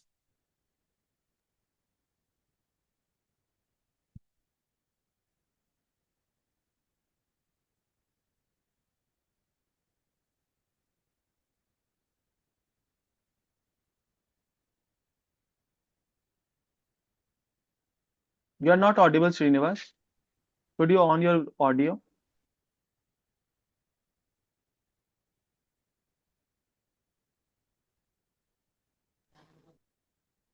So yeah, now am I audible, sir? Yes. You can start. You can skip the introduction and all. You can start presenting.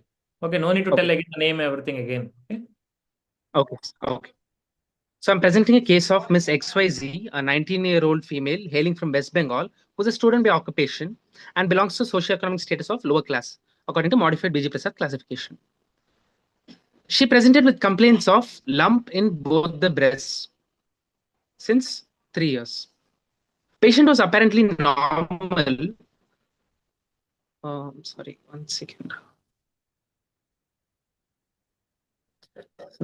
Sorry, sir. Just the screen. Correct. Okay. Normal 3 years back when she developed. Yeah. The patient was apparently normal 3 years back when she developed with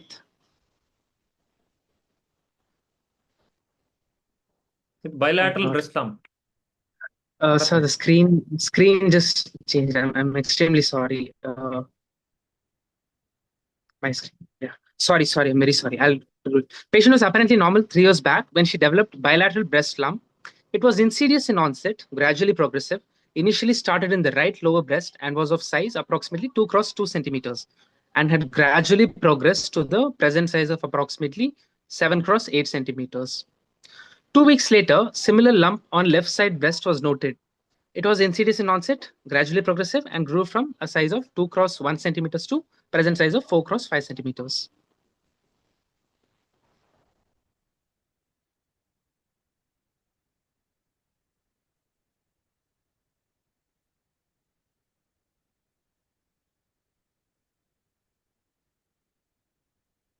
It was not associated with pain, nipple discharge, no history of fever, no history of significant weight loss,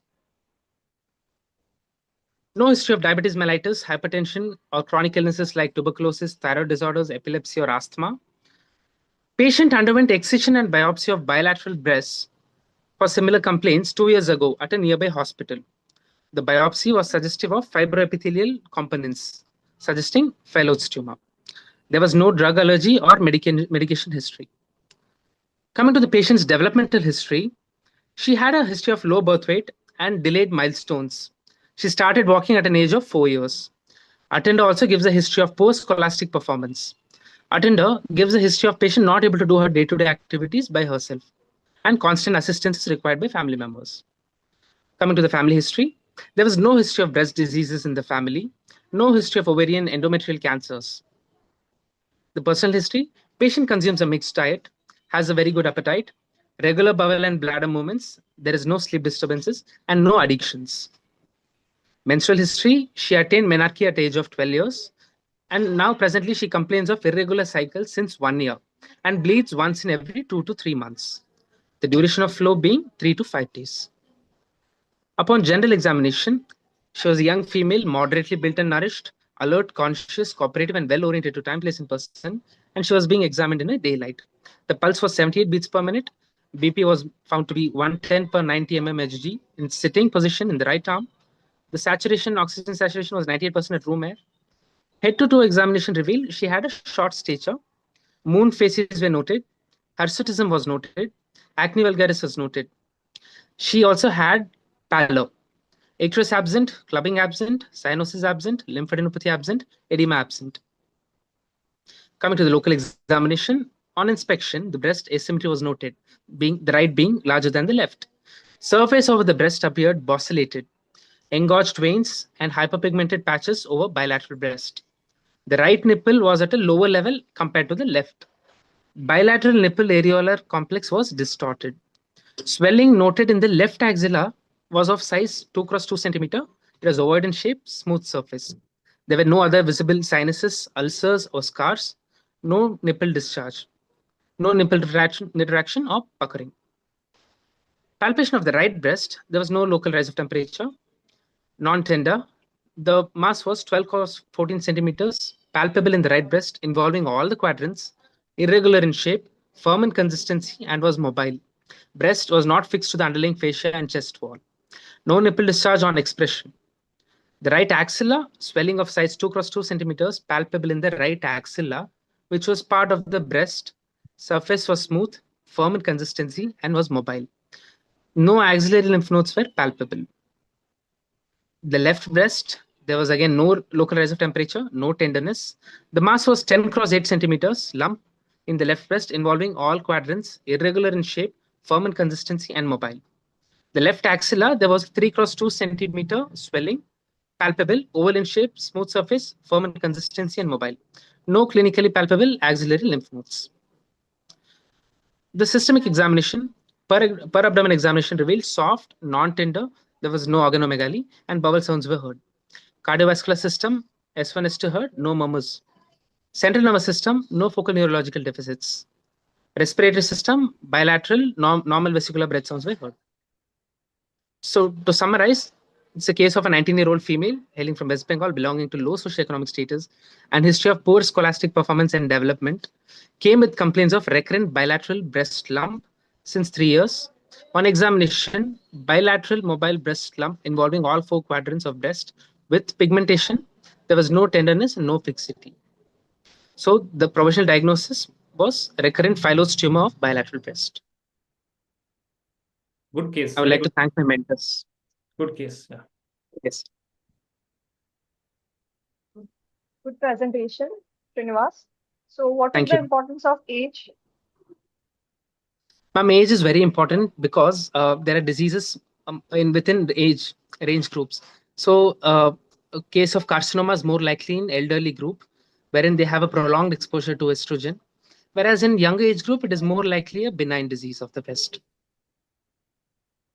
Which benign diseases you can expect at the age of 19 years?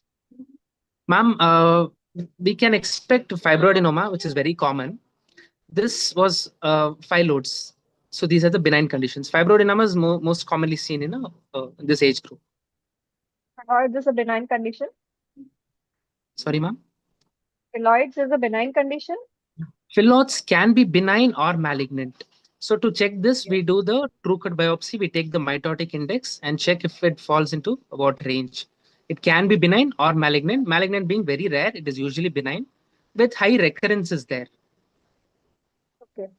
So justify why it is phylloids in this case. Why Yes, not a giant fibroadenoma of a breast? Okay. From the clinical history. Okay. Ma'am, so giant fibroadenoma basically we call it the mouse in the breast. So it moves within the breast. So it's basically more of the proliferation of the parenchyma.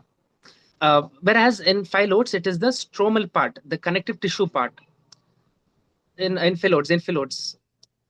So it doesn't move. There is no fixity to the skin. It is the skin over the swelling is movable.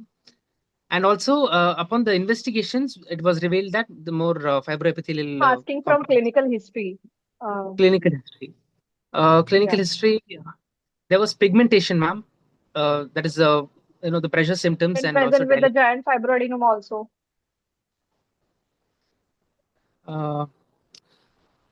There was distortion of the nipple areolar complex. Can happen same with the giant fibroadenoma. So basically, my point is giant fibroadenoma will also take some time, even more than the phylloids, but phylloids will reoccur and it will be a faster growing tumor.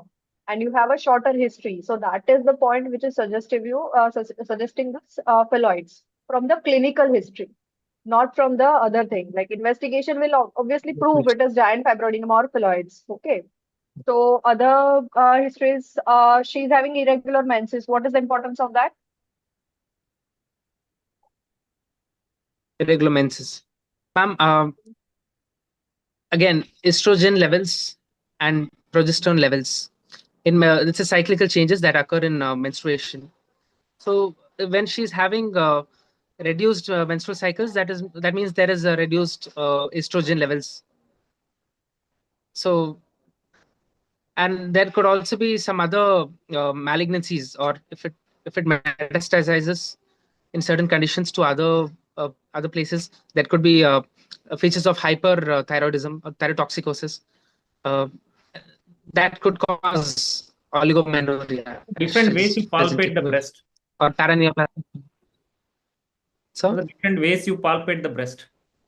Different methods. Different ways. So yes. So we can do the dialing clock method.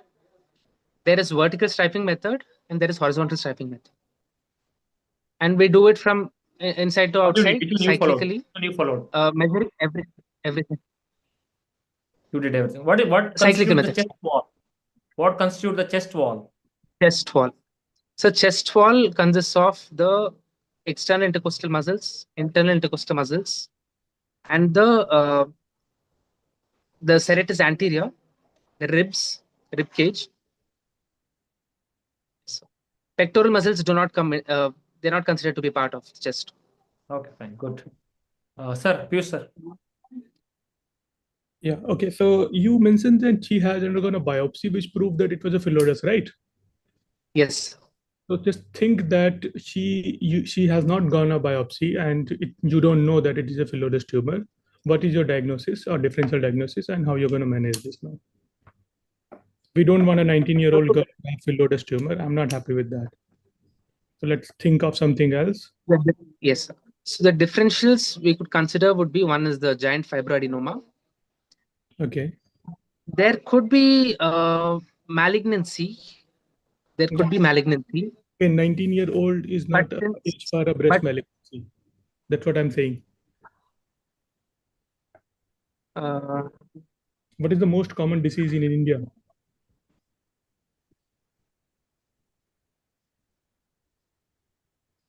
A 19-year-old girl.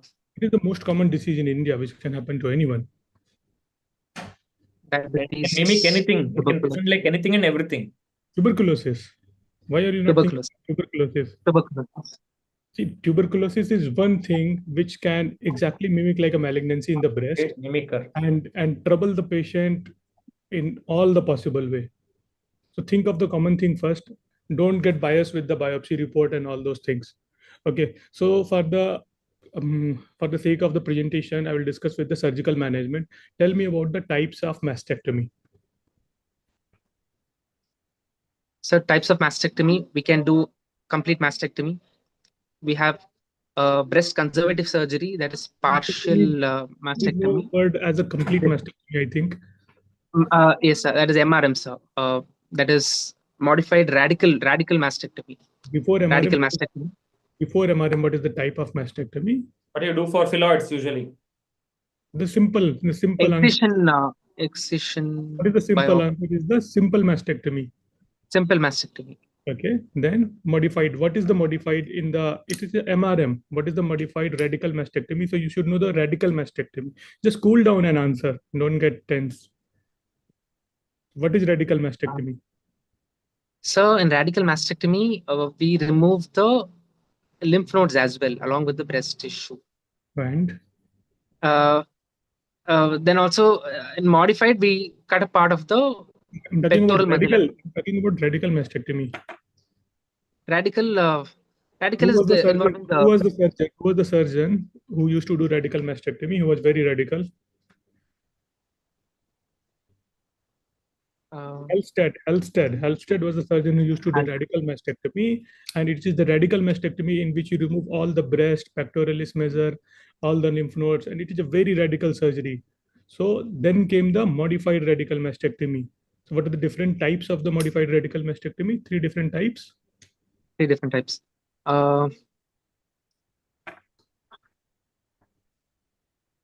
tell the first one. Pates. I'm unable to recall. Pates, Scanlons, and Hawking now claws. what we do usually, what we do nowadays is Hawking claws, where we just retract the pectoralis minor. We don't divide or okay. We just retract and take out the level 3 lymph node. Why don't we divide the pectoralis minor?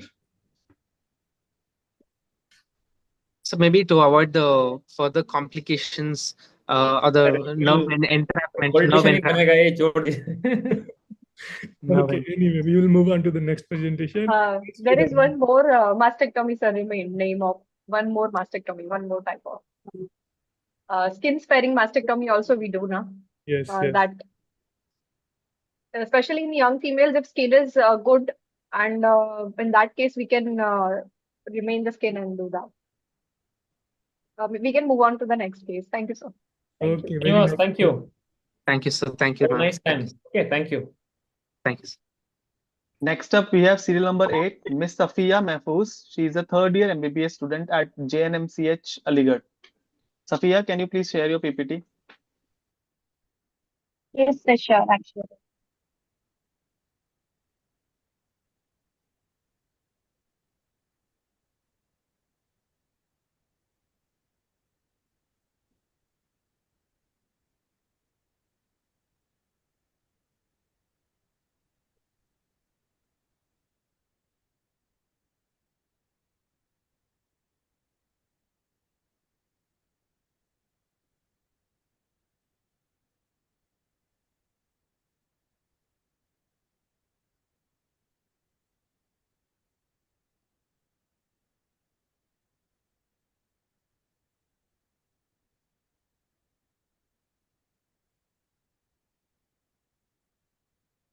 What's happening? Safiya, are you there?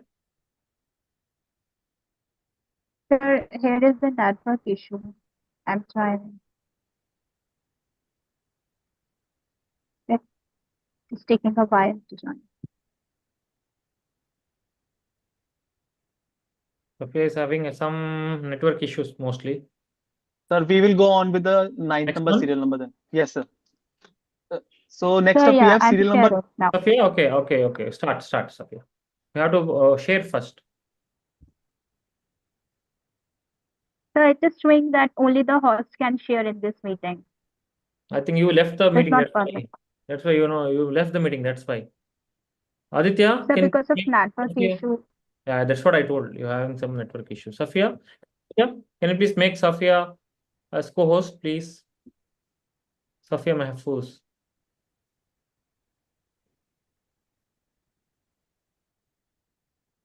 Yes, thank you so much. Blessings.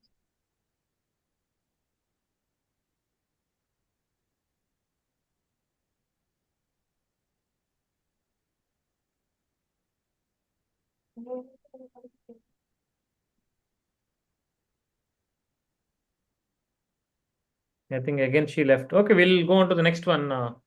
Yes, sir. Right. Next up, we have serial number 9, Miss Trisha Haldar. She is a third-year MBBS student at Medical College, Kolkata. Trisha, Yes, can you please share? Safiya, you okay, share fine. She understood. Yeah, we'll do her at the end. Okay, Safiya and Gautham both are remaining. Let them get the better connection. We'll definitely do theirs. They have worked hard. So shall I start? Yes, please. Yes, please, Trisha. Please start. Yes.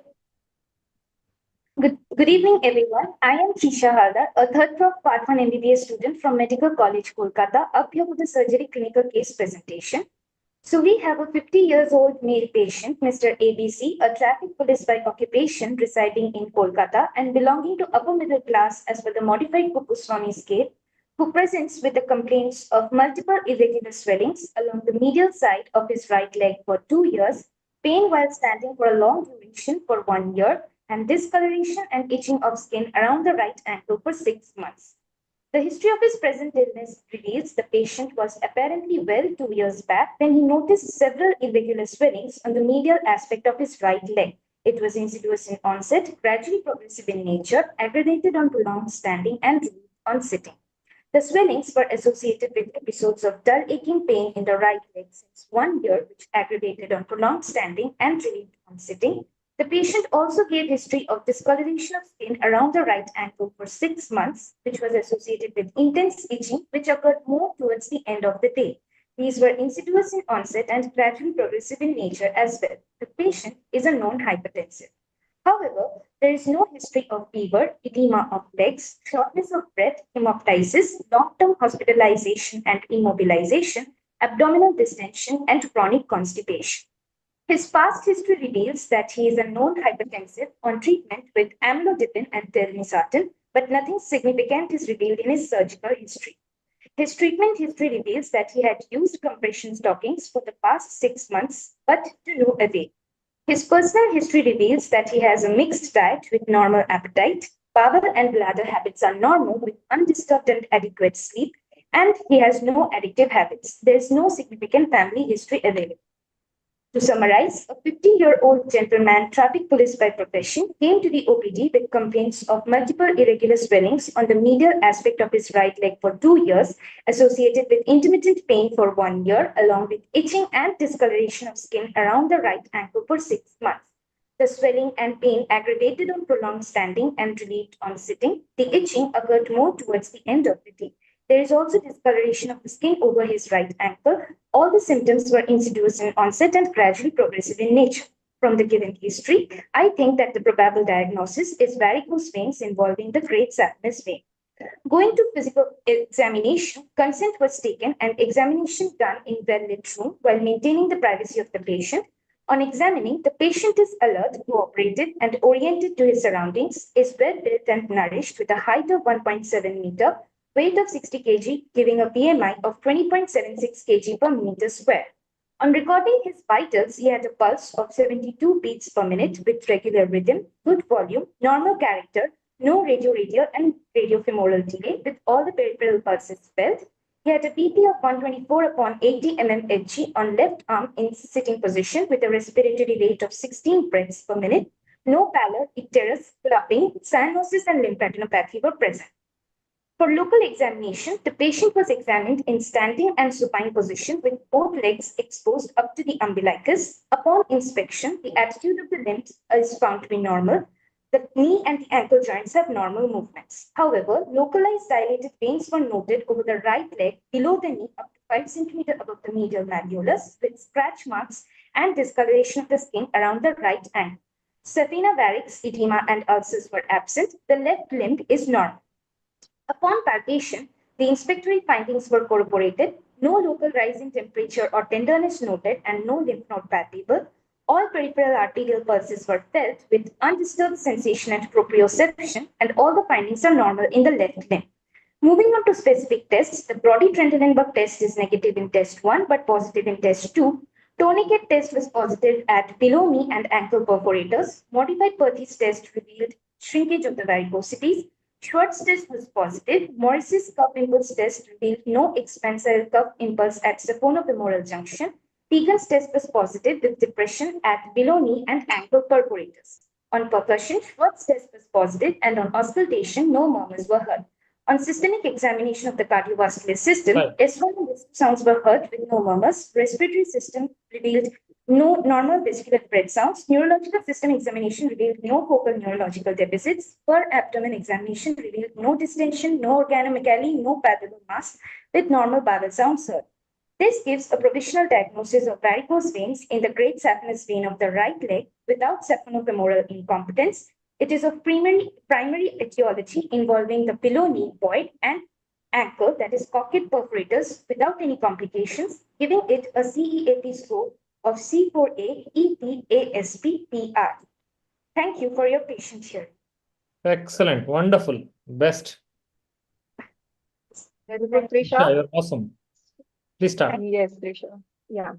So my first question is, what is the importance of surgical history in such cases? Surgical history, if there had been any prior surgery, like post-surgical, there can be either recurrence of varicose veins and there can be recurrence of varicose veins post-surgery. Can be a recurrence or new onset varicose vein due to surgical complication. Surgical complication, if there is a formation of any like iatrogenic any fistula, if there is formed between the veins. Or it can be due to secondary trauma and we have operated that patient for any traumatic injuries, and that can lead to a varicose vein. So it is a diagnostic, it can help you in a diagnosis that a varicose vein is a secondary or primary. Okay. So can you give me differential diagnosis of lower limb swelling? Then it can be various lipomas affecting the lower limb, or there can be like metastasis in the cancer metastasis in the lower limb as well. And yeah, tell me common differentials of lower limb swelling. I'm asking you about lower limb swelling. Okay. Common differential diagnosis of lower limb swelling. Common differentials of lower limb swelling.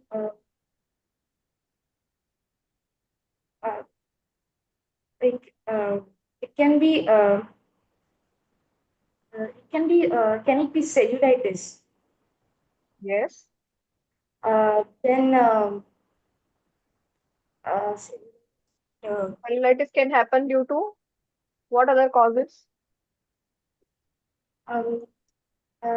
If there is any blunt trauma or any disseminated infection, if there is presence of any comorbidities like diabetes, then there can be cellulitis. My dear, no problem. Just read in depth. You have presented very well. Over to you, sir. Can you please define varicose veins? Varicose veins are permanently dilated subcutaneous veins more than 3 millimeters in diameter. These are elongated and tortuous in nature. With a demonstrable reflux in it. Okay. Okay. What is modified Perthes test? The modified Perthes test, we basically tie a tourniquet at close to the sacropneumofemoral junction, and the patient is asked to stand up, and the varicosities are seen for any refilling or any shrinkage. If there is a refilling of the varicosities, it is a test used for deep vein thrombosis. It is used to test for deep vein thrombosis.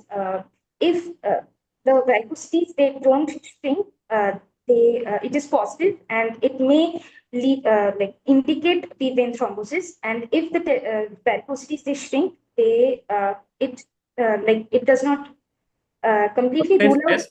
Perthes test was, Trisha, it was a subjective test. Only patient are complaining of pain. So, you Yes. know, we wanted some objective way of assessment. So we came out with this modified Perthes test where even bulging of the veins also can be seen, not the shrinkage actually. Okay. If there is a varicosity along with the pain, there is a bulging is also seen. Last question, you told there is no local rise of temperature or tenderness. If there was a local rise of temperature or tenderness along the vein, what is your inference? The thrombophlebitis. Excellent. Okay, it's a superficial thrombophlebitis. Very good, very good. Okay, next to Piyush, sir.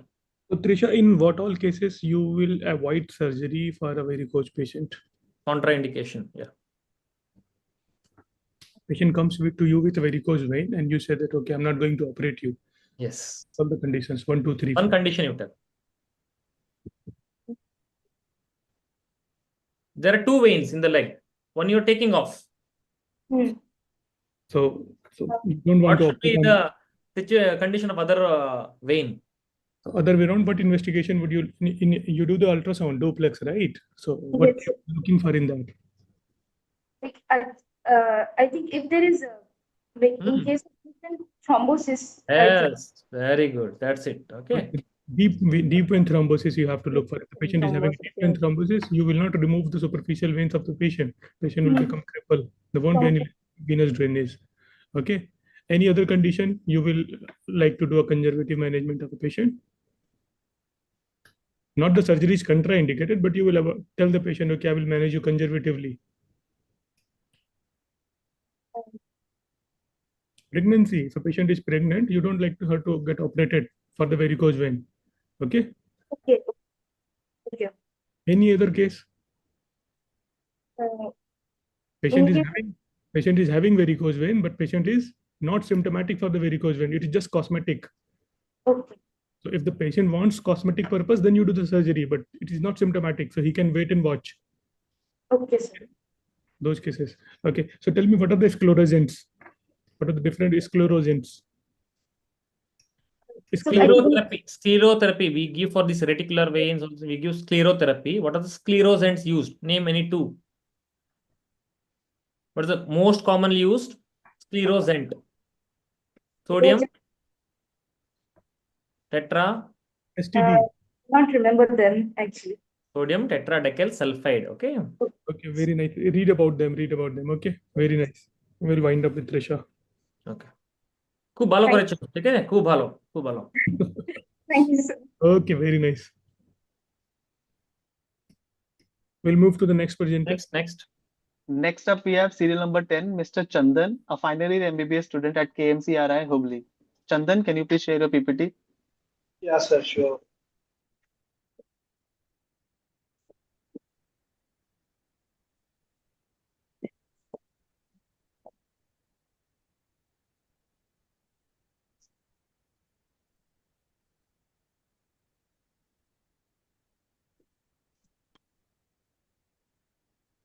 You can move your that one aside.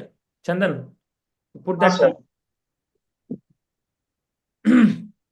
Yes, you can start quickly.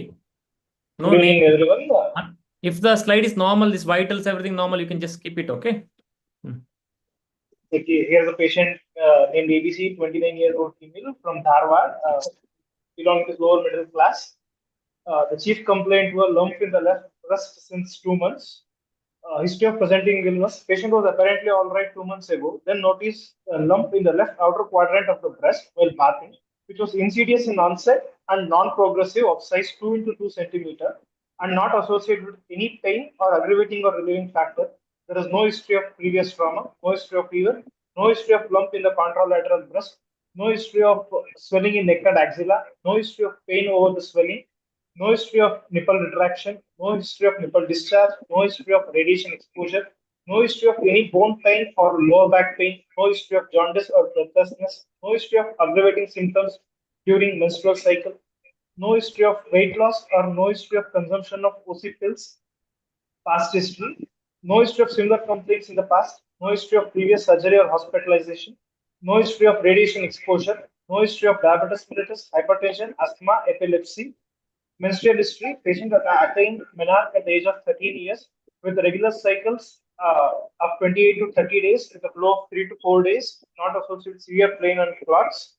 Marital and obstetric history, active marriage life of 5 years, age of marriage was 23 with obstetric score of para 1 and leaving 1. Age of first child was at 24 years, previous LSCs and baby was breastfed till 2 years.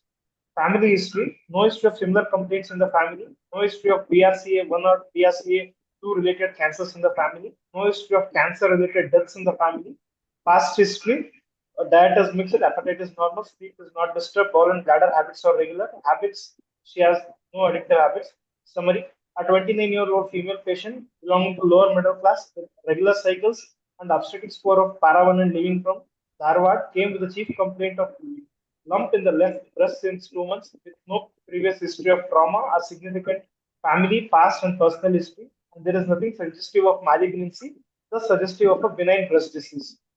General physical examination. Patient consent was taken and was examined in well-lit room with adequate exposure in presence of a female attender.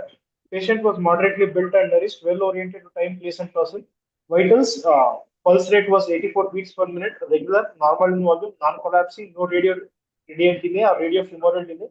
Blood pressure was 124/94 mmHg in right upper limb in sitting position. Respiratory rate was 16 cycles per minute. Temperature was 36.6 degrees Celsius. Weight was 82 kg. Height was 149 centimeters. The BMI of 36.9 kg per meter square with the Asian classification of obese 3. General physical examination was normal. Local examination upon inspection of the breast. Both the breasts are equal and symmetrical. Skin is normal. No inflammatory skin changes of engorged veins. No dimpling or puckering the skin. A recent scar from FNAC is visible. Areola, dark, slightly corrugated, and contains a few small nodules are seen. Nipple, both nipples are at the same level. No discharge is seen from the nipple. No evidence of nipple retraction. Axilla and supraclavicular fossa, no coolness is noted. Inframammary fold is not visible. Upon palpation, inspectory findings are confirmed. No local rise in temperature and tenderness. Upon palpating the left breast, a solitary globular lump measuring 1x2 centimeter is palpable in the upper outer quadrant. Margins are well defined, firm in consistency. Lump tend to split off while palpating. It is not fixed to underlying chest wall, breast parenchyma, or the skin. Right breast is normal. Axillary and supraclavicular lymph nodes are not palpable. Upon percussion, the resonant note was heard on the right, second, third, fourth intercostal space. This was a depiction. Local systemic examination. Cardiovascular system was normal. Respiratory system was normal. Vascular breath sounds were heard. No added sounds.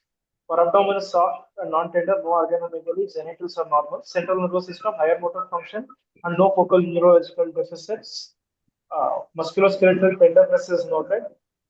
So tenderness is not noted. I'm extremely sorry. Provisional diagnosis: benign breast disease, features suggestive of fibroadenoma. Good, very good. Very good, Chandan. Okay. Yes, Ashwini. Presentation, Chandan. So can you elaborate the points which is saying that patient is at lower risk of malignancy, preventive points in clinical history? Ma'am, there is no significant family history, ma'am, and even the age is not in the range of the malignancy, and no history of radiation exposure, ma'am. Any other thing?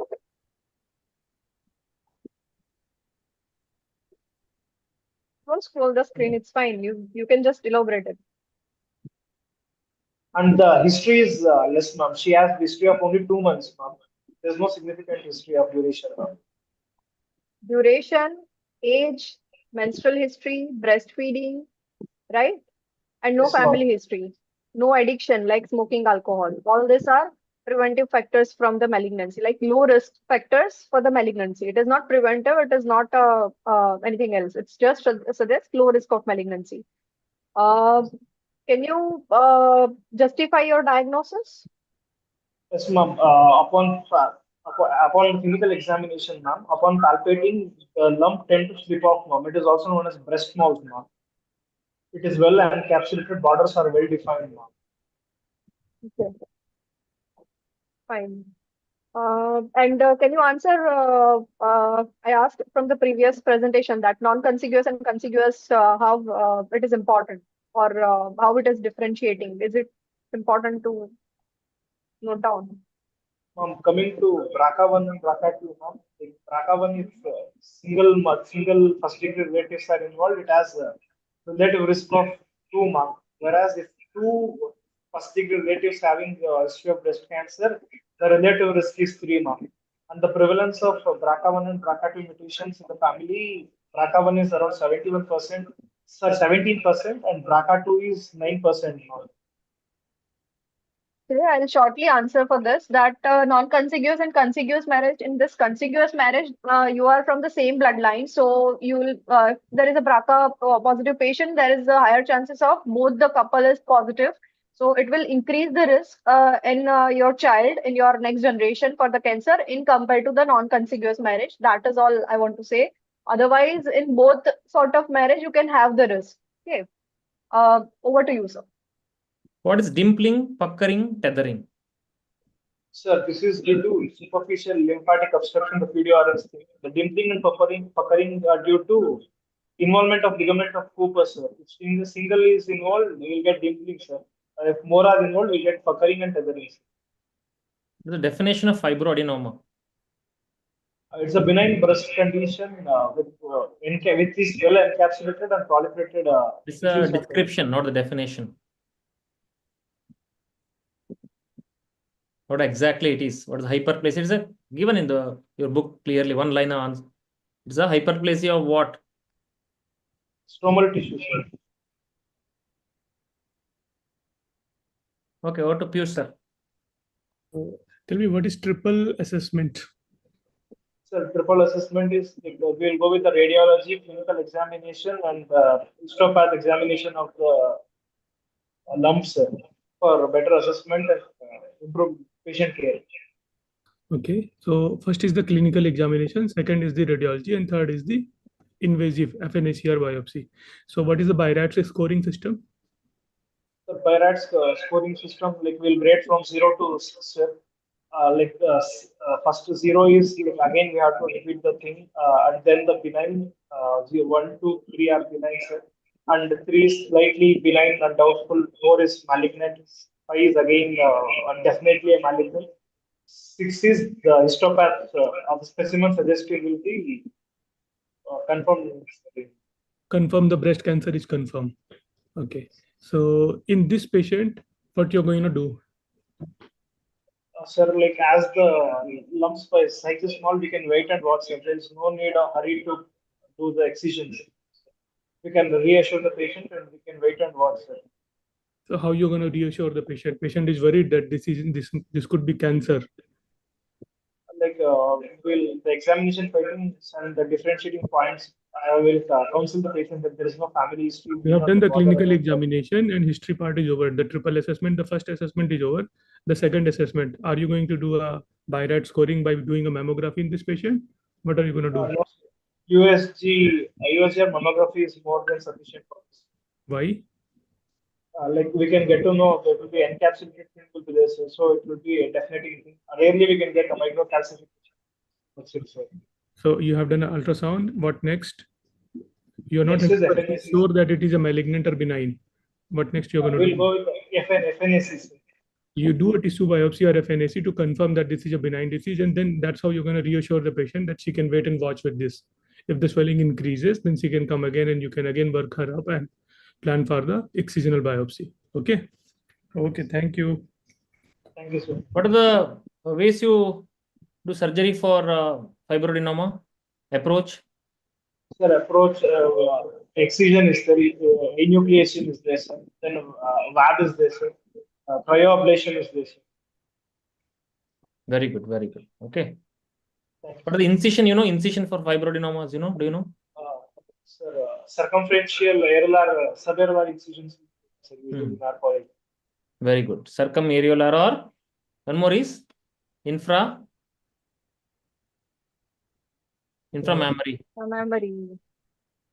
Webster, that names are there. All these are UG level questions, simple questions you should be knowing, because any examiner will be fond of these questions. It's kept as a short case usually. Fibroadenoma is a short case for you.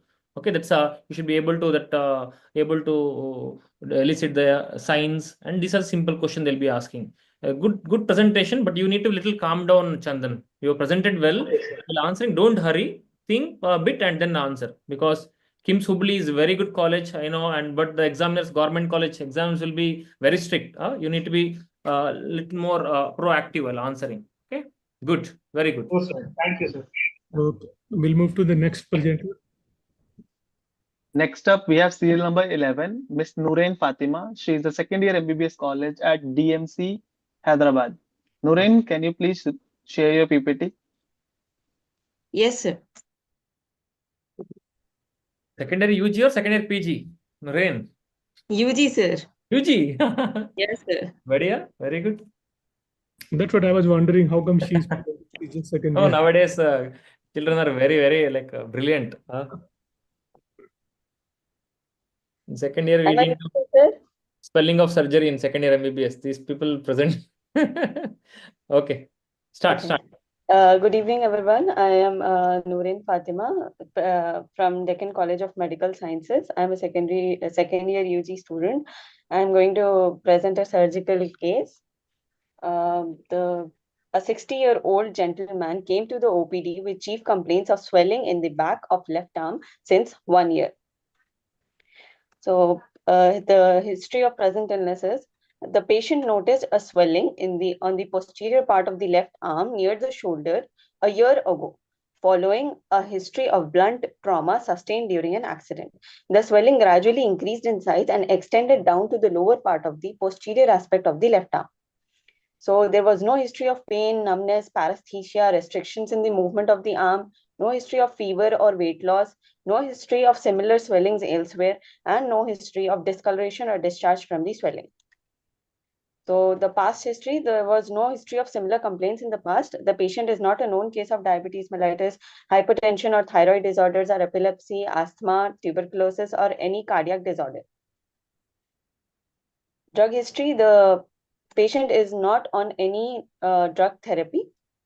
History of allergy, the patient is not allergic to any food or medication. Personal history, the patient was a chronic alcoholic, ethanolic, and he is a beady smoker since 20 years. His diet is regular, including non-vegetarian food. His bowel and bladder habits were normal. There was no changes in the appetite or disturbances in the sleep. Family history, there was no history of similar swellings in the family or first-degree relatives. There was no history of cancer-related deaths in the family and no history of any bleeding or genetic disorders. The general physical examination was performed in daylight with well-exposed arms and torso. The patient was conscious, coherent, cooperative. There was absence of pallor, icterus, cyanosis, koilonychia, lymphadenopathy, and edema. All the vitals of the patient were normal when he was presented. Upon local examination, the inspectory findings were as follows. A single ovoid swelling was seen on the posterior aspect of the left arm, extending from the shoulder to lower aspect of the left arm, extending to the lower aspect, lower 1/3 of the posterior aspect of the arm with smooth surface. The lower edges were well defined, but the upper edges were not so well defined. The swelling was prominent on flexion of elbow and shoulder. There was absence of redness or pigmentation or scar on the skin over the swelling. There was no visible pulsations over the swelling and no engorged veins. The inspectory findings were confirmed upon palpation. A single ovoid swelling of size 10 into 10 centimeter with smooth surface and variable consistency was felt on the posterior aspect of the left arm. The swelling was firm in upper aspect and soft in the lower part. Fluctuation was absent. The swelling was mobile and fixed to the underlying muscle in the upper aspect, which mostly can be triceps. The skin over the swelling was pinchable. It was non-tender, non-pulsatile, and compressible. Slip sign was negative. No local rise of temperature was felt, and no lymph nodes were felt in the axilla. To summarize, a 60-year-old gentleman came with the chief complaints of swelling on the posterior aspect of the left arm since a year after a blunt trauma, which gradually increased in size without any skin changes or fever. A single ovoid swelling of size 10 into 10 centimeter with smooth surface and variable consistency was felt with negative slip sign. So after the history and examination, we came to a provisional diagnosis of an intramuscular lipoma. Thank you, sir. Okay, very good. Excellent. Okay. Good presentation. Nice presentation. Ashwini, Nice quickly. presentation. Yes. So what is the importance of trauma over here? Importance of? Trauma. You mentioned trauma history, right? Yeah, trauma. Trauma might cause the leakage of the lipids and might cause injury to the endothelium. What does it commonly cause, Nooreen? Any trauma will commonly cause what swelling? Following trauma. What kind of swelling will lead to because of trauma? Swelling will, Which will subside on its own very gradually. Hematomas. Very good. Hematomas are yes, very good. very good. Very good. How do you differentiate hematoma and lipoma? Sir, discoloration of the skin Good. and local rise of temperature. Okay, Ashwini, ask us. Personal and family history you asked. So what is importance of that?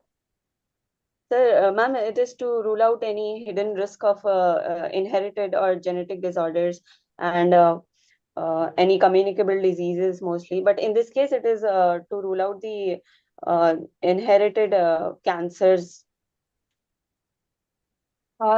Yes, very good. But in a simple way, you can say that lipoma can be multiple. And if he's having a history of lipoma anywhere else in his own body, then it can be a secondary lipoma post-trauma, as it has developed gradually and eventually. Okay.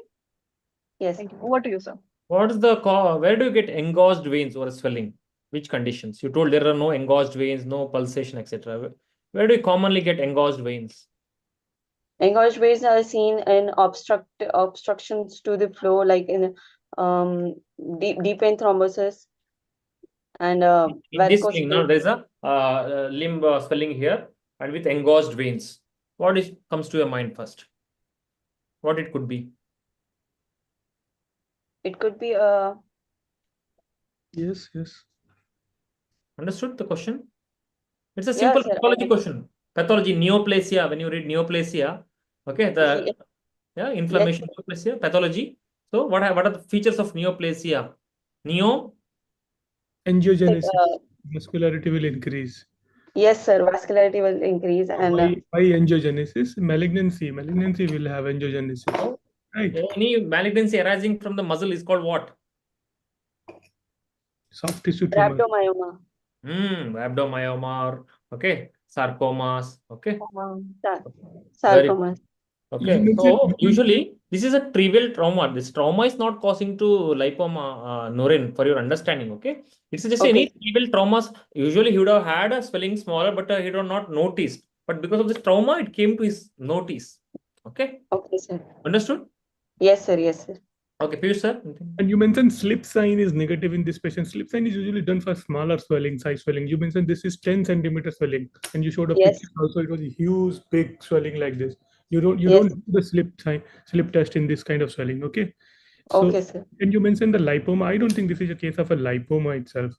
This could be a soft tissue tumor, which has got, as the Kishan has mentioned, that it got noticed because of the trauma. It was hidden, patient was not noticing it. It just came into the notice because of trauma. It could be a big soft tissue tumor or infected hematoma, which has presented later on following a trauma. Okay, sir. So what next you will do for this case? You have taken a... How do you confirm? Now Piyush sir is telling something, you are telling something, so I tell something. How do you confirm? Yeah. Investigation, sir. What are you going to do next investigation? What investigation are you going to do? We can go for a CT scan or ultrasonography and FNAC. Not CT scan first. You will do a first ultrasound scan. If you're thinking a soft tissue, soft tissue is better seen in the ultrasound. Yeah, ultrasound. Yeah. So you will do the focused ultrasound. And what else you would like to do? The swelling in the arm on the posterior side. You don't know it is a soft tissue. You mentioned it is a firm in the upper part, soft in the lower part. I'm thinking it is a bony tumor. Then you would like to do an X-ray also. You don't know. Sir. You don't know. X-rays, starting with X-rays, then ultrasound, and then FNAC. FNAC will suffice in this case if you are thinking of a sarcoma or a rhabdomyoma, something like that. You might not be able to hit at the exact tumor. So you should think of a true cut biopsy. Okay, sir. In case like this. What's the treatment? What do you want to do for that? It's a huge swelling. Yes, sir. Surgical excision, sir. If patient is not willing for surgery, then how will you convince him? We can explain the complications of it. That's what question is. What are the complications if you don't operate? Complications. The underlying structures might get compressed, like the nerve might get compressed, and the vascular structures might get compressed, causing and it also has a risk of turning into a malignancy. Okay. Liposarcoma. Which lipomas are more prone for converting into malignancy? Which site? Because lipomas are universal. Okay, universal tumor. Yes, sir. Neck Not and exactly. shoulder Inside regions. abdomen somewhere, you know. Retroperitoneal lipoma. You know things. You know very well. Okay. Okay. Very well. You know things, but you don't tell us the the secrets. And the big swelling in the back, or especially in the posterior aspect of the body, in the trunk. Yes, sir. Cause restriction of the movement and all. Okay. So you have to do the excision of the swelling. Okay. Excellent. Yes, sir. Anything else, Piyush sir? No, fine. I think second year, she answered really well for second year. Okay. Thank you, sir. Presenting, Noreen. Okay. When you come to final year, you have a very bright future ahead. Okay. Good. Very good. Thank you, sir. Thank you. Okay. Okay. Next. We move to the next presenter. Next up, we have serial number 12, Miss Rani Gupta, third year MBBS student at KMC Manipal. Rani, can you please share your PPT?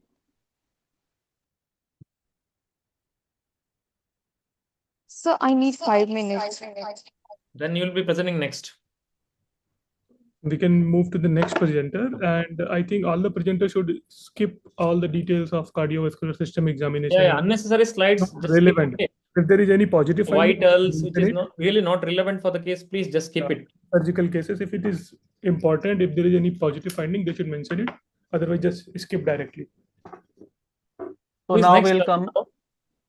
So now we'll come at serial number 13, Miss Sara Mahmood. She is a third year MBBS student at JNMCH Aligarh. Sara, can you please share the PPT?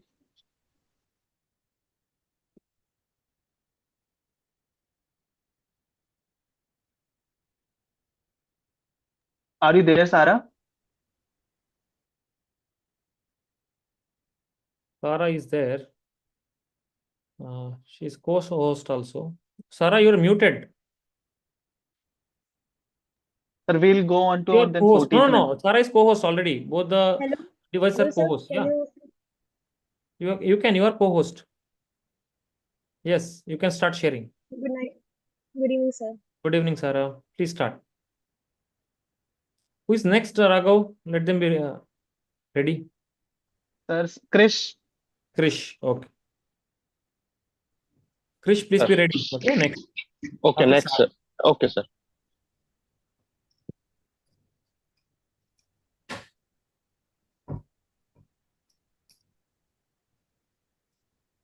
Yes, Sara, you can start. I'm Sara Mahmood from in third year MBBS from JNMC. Sir, patient came with chief complaints. She was a 40-year-old female presented to the emergency department with altered bowel habits since last 2 months, decreased appetite since last 2 months, blood and stool since last 1.5 months, non-passage of stool and platter since 5 days, vomiting since 4 days, abdominal distension since 4 days, abdominal pain since 1 day. The HOPI.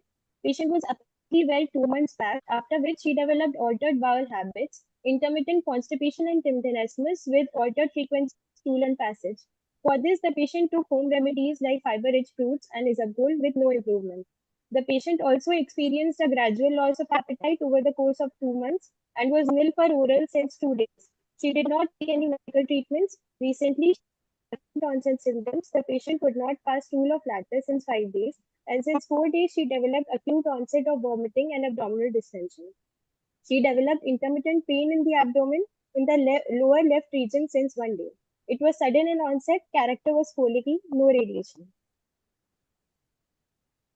Negative history, there was no history of mass per rectum, no history of liver disease, no family history of inflammatory bowel disease or malignancy, no history of joint pain, no history of skin lesion, no history of medications, no history of any prior surgery, no significant past medical history and comorbidities, no significant family history or any inherited diseases, bowel diseases or malignancy. In personal history, the patient was on a mixed diet. Her appetite was significantly reduced. Bowel habits were altered and later developed. I think we can skip this. We can skip this part, menstrual history and obstetric history in this case, and move to the next slide. We'll consider them. Okay, we will consider them, Sara. Okay, next. Yes, you can read. Next. Examination. General examination, a thin-built endomorphic female lying uncomfortably on the bed. She has a distended abdomen, no signs of any obvious endocrine disorders like dwarfism, gigantism, Cushing, etc. She was cooperative, maintained eye contact, and oriented to time, place, and person. Pallor was present, rest of the findings were absent. The vitals were pulse pressure was 110 beats per minute. Blood pressure was 85 by 55 millimeter of mercury. Patient was afebrile. Respiratory rate was 22 breaths per minute. So I'm directly going towards the abdominal examination and skipping the other Yes, examinations where very there's nice. no significant findings. On inspection, abdomen is symmetrically distended, skin was taut and stretched, no discoloration of skin, no scar marks, no visible pulsations, no engorged veins, no patterning. On palpation, generalized tenderness was present, mass felt in left lower quadrant, no guarding or rigidity was present, no rebound tenderness. On percussion, a tympanic node was found all over the abdomen, no shifting dullness.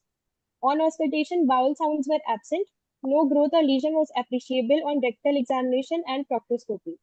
Management, the patient, first of all, the patient was given primary management of nilparoral, IV, and NG tube and Foley's catheter.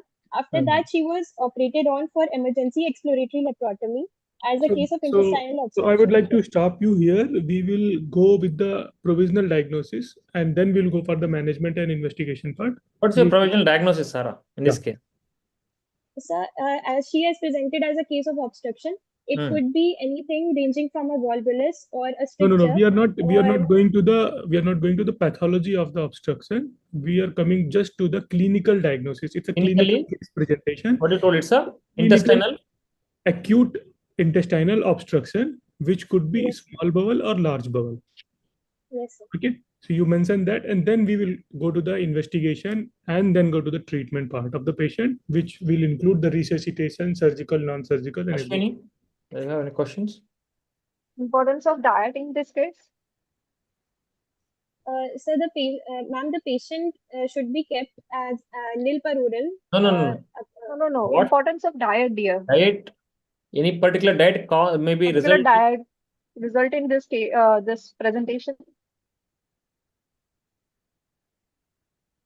Ma'am, it could be because the patient was could have been constipated for a long time as she was in this case.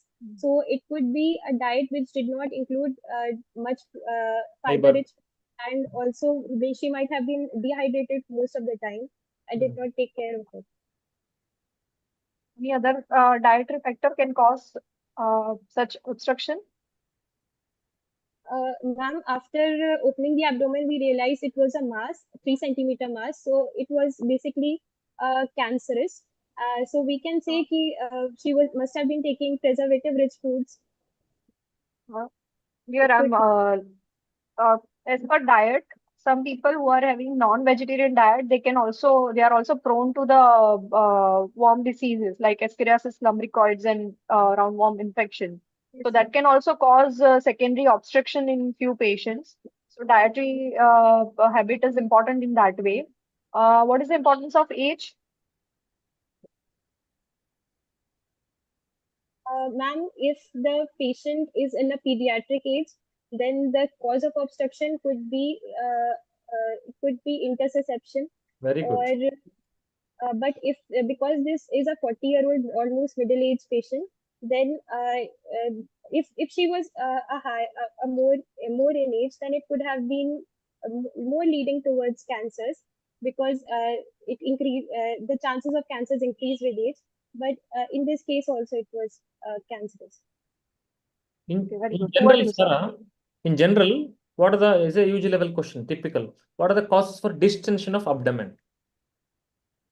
Sir, distension of abdomen could be a number of things like flatus, fetus, or it could Seven be Fs if you tell me. 7 Fs for the benefit of all.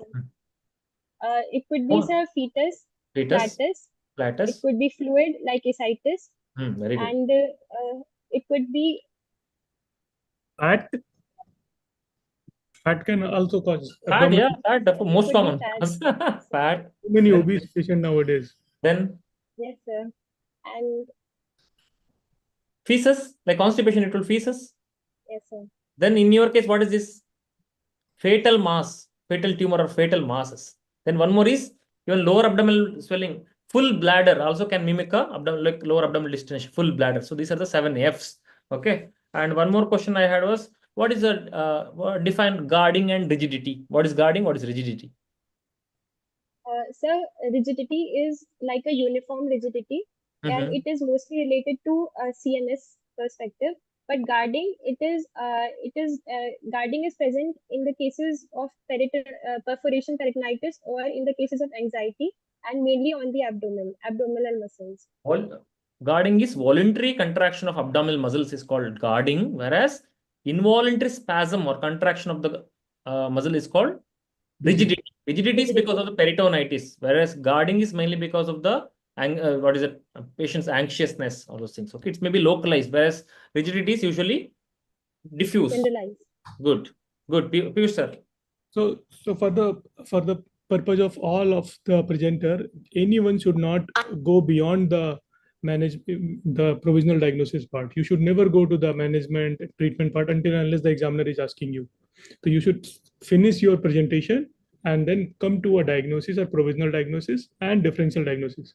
So in your case, it was acute intestinal obstruction. So tell me, what is acute intestinal obstruction? What is subacute intestinal obstruction? And what is acute or subacute intestinal obstruction in which you have the small and large bowel obstruction? Because you have operated the patient, you know everything about the management. I'm not asking about the management.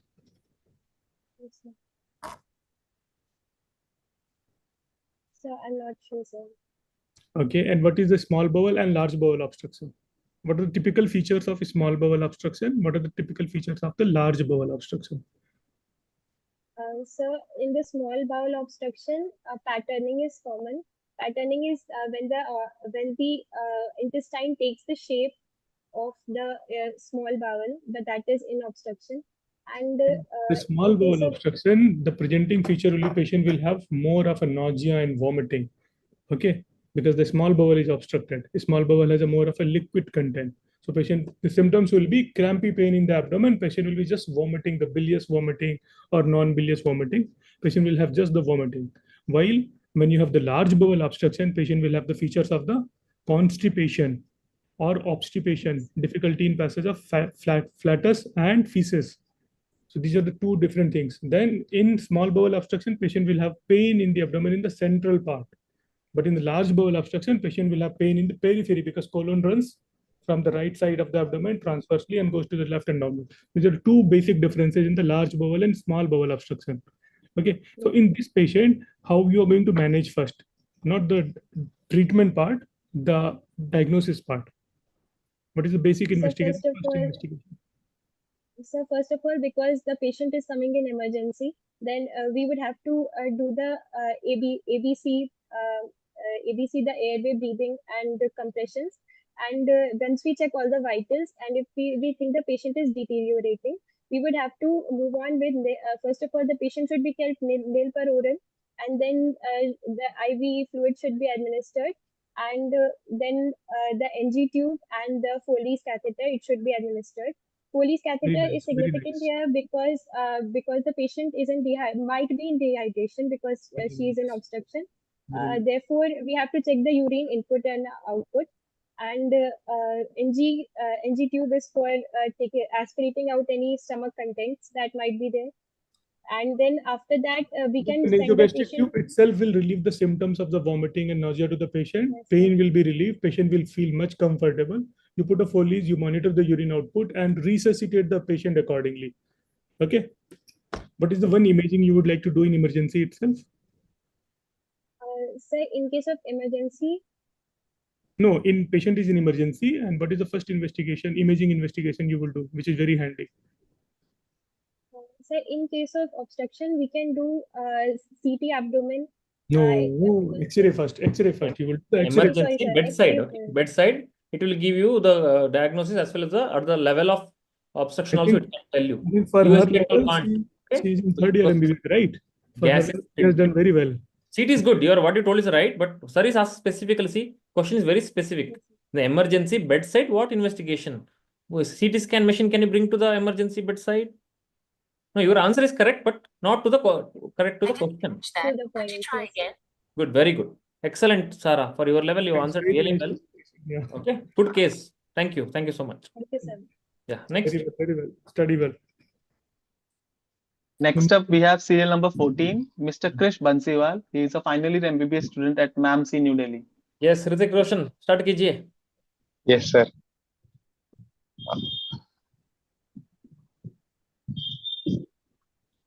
I'm presenting a case, surgical clinical case of 49-year-old gentleman hailing from Bhajanpura, Delhi, painter by occupation, belonging to lower middle class according to modified Kuppuswamy scale, presented to the OPD with the chief complaints of lump in the right lower abdomen for 6 months, loss of weight for 6 months, history of presenting illness. Patient was apparently well 6 months ago when he felt a lump in right lower abdomen while bathing, which was of insidious onset and gradually progressive, initially 2 into 2 centimeter, now has progressed to current size of 6 into 4 centimeter, which is painless, not associated with change in size on straining or lying down, no overlying changes, any other swelling elsewhere in the body.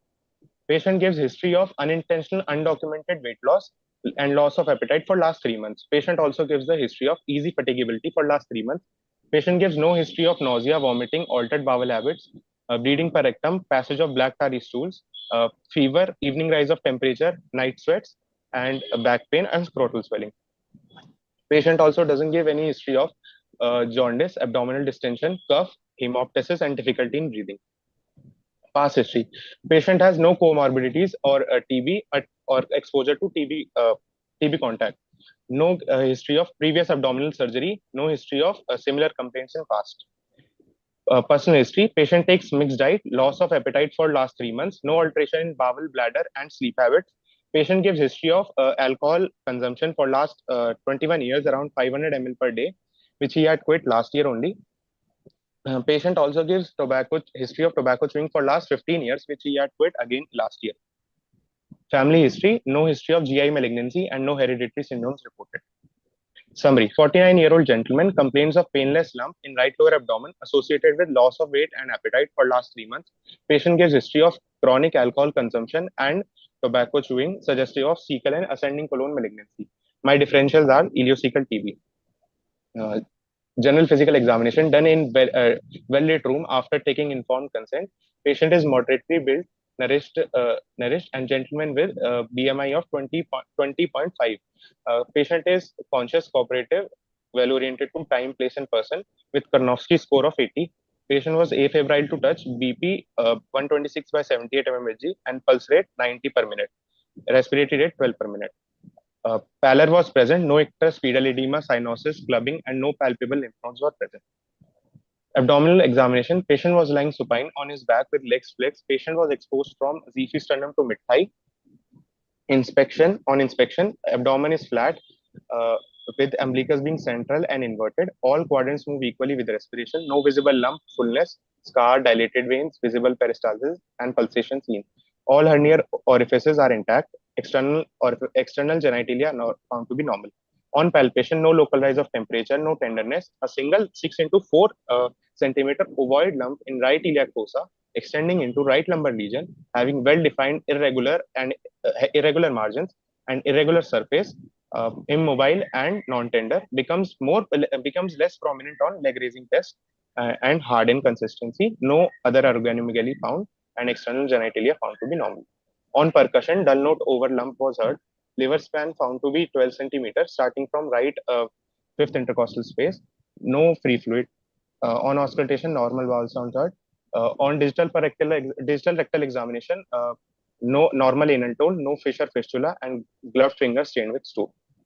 Examination of lymph node, no inguinal lymph node are palpable, no left supraclavicular lymph nodes are palpable. Examination of other system found to be unremarkable. Provisional diagnosis, 49-year-old gentleman with painless hard lump in right iliac fossa associated with loss of weight and appetite for last 3 months, with chronic history of alcohol consumption and tobacco chewing, suggestive of cecal malignancy or ascending colon malignancy. Good. Ashwini? Very well presented. So my first question is, what is the importance of socioeconomic class in such case? Ma'am, in this case, the colorectal malignancies are more common in low socioeconomic class. So that's why, because they tend to have poor dietary habits. I In don't think general, socioeconomic, that is not I'm correct. agreeing with Piyush, sir. Yes, sir. Yes, sir. Colorectal cancer is not attached to Instead, any socioeconomic status. And even if it is attached exactly. to the higher socioeconomic status, that's the poor one. If it was Okay, sir. tuberculosis, you can say the poor socioeconomic status is attached. Yes, sir. In case of tuberculosis, Tuberculosis, yes. yes. Yeah. So malignancy is not attached to the socioeconomic status. That is the poor one, especially. Okay. Tuberculosis as well as the lump forming due to again the mixed diet causing the worm infection causing the lump, which is unhygienic diet. Okay. My another question is differential diagnosis of right side lower abdominal lump. Good question.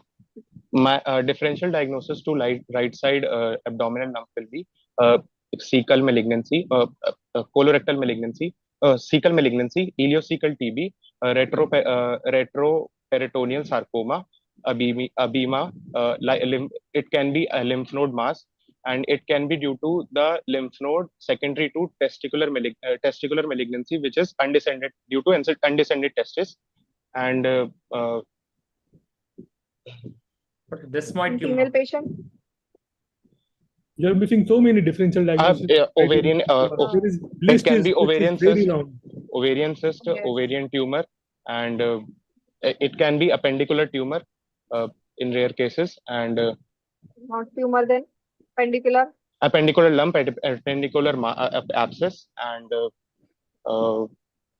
it can be iliopsoas abscess, which can percolate into the right iliac fossa, and it can be tuberculosis Okay, spine. okay. Right. See, when there are so many things, what you can do to remember better is you can classify and tell. Okay, in Yes, sir. children, what are the possibilities? Okay, in the adults, in the males, what are the possibility? In the females, what are the possibility? In the elderly. So when you classify, and you should tell the most important ones first, not the cecal malignancy first. But the common ones you tell first. Then as per the common incidence. Is it okay? So then you Yes, will sir. bring out more things in a better manner. Okay, not randomly thinking about something and okay. Is it clear? When you have so many Yes, sir. things, and these are the must questions and inevitably asked questions like what are the DDs for right iliac fossa mass and all. Okay, anything good question, Ashwini? Anything else? No, sir. What do you, sir? Carnet's test. Can you please elaborate on that, Krish? Sir, Carnet's test is another name of leg raising test, which is used to differentiate between the intra-abdominal mass or parietal mass. On leg raising, the muscles, abdominal muscle become taut, and if there is a parietal mass, it will become more prominent on leg raising test, and if it is an intra-abdominal mass, it will become less prominent on leg raising. Why you have not mentioned about movement of the mass with the respiration and things? Sir, in this case, it was right iliac fossa lump, so it is not likely to be associated with Common respiration. mistake students do. Okay, only the Yes, sir. masses attached to the yes, sir. diaphragm. Diaphragm, yes, sir. Okay, good. Why did you check for inguinal lymph nodes? Sir, in malignancy, the inguinal lymph nodes can be palpable, can be enlarged due to metastasis to the lymph node. Malignancy, inguinal lymph nodes. From the cecum, it will all the entire epicolic, paracolic, and it will, but they won't be palpable. The inguinal nodes will never get enlarged in the cecal malignancy. Okay, sir. And testicular and all you were telling, that is mainly para-aortic. The epigastric region you will palpate. Okay. Piyush, sir, anything else you want to? I think you should keep in the mind of the differential diagnosis in the urological cases also. The urological differential diagnosis you have. Sir, it can be hydronephrosis, can be due to hydronephrosis, undescended kidney. Not undescended, unascended. Okay. Unascended. Yes. Yes. Okay. And one more thing, what you missed is in abdomen examination, 3 things are must, Krish. One thing is hernial orifices. Second thing is genitalia, which you mentioned. Third thing is, see what you will miss out by if you don't do is, Piyush sir, what I'm telling. Back is also equally important. Examination of the back. The lumbar region, the what's that? Lumbar, renal angle, the spine. That also, this could be a case of abdominal TB, and patient tomorrow will present with the discharging sinus in the back. If you don't examine the back, you are missing the diagnosis. What's the diagnosis? Tell me. If there is a discharge in the back, in the midline. Sir, it can be due to ileus vas abscess. No. Fissure. Okay, it's abdominal Forming TB. fissure.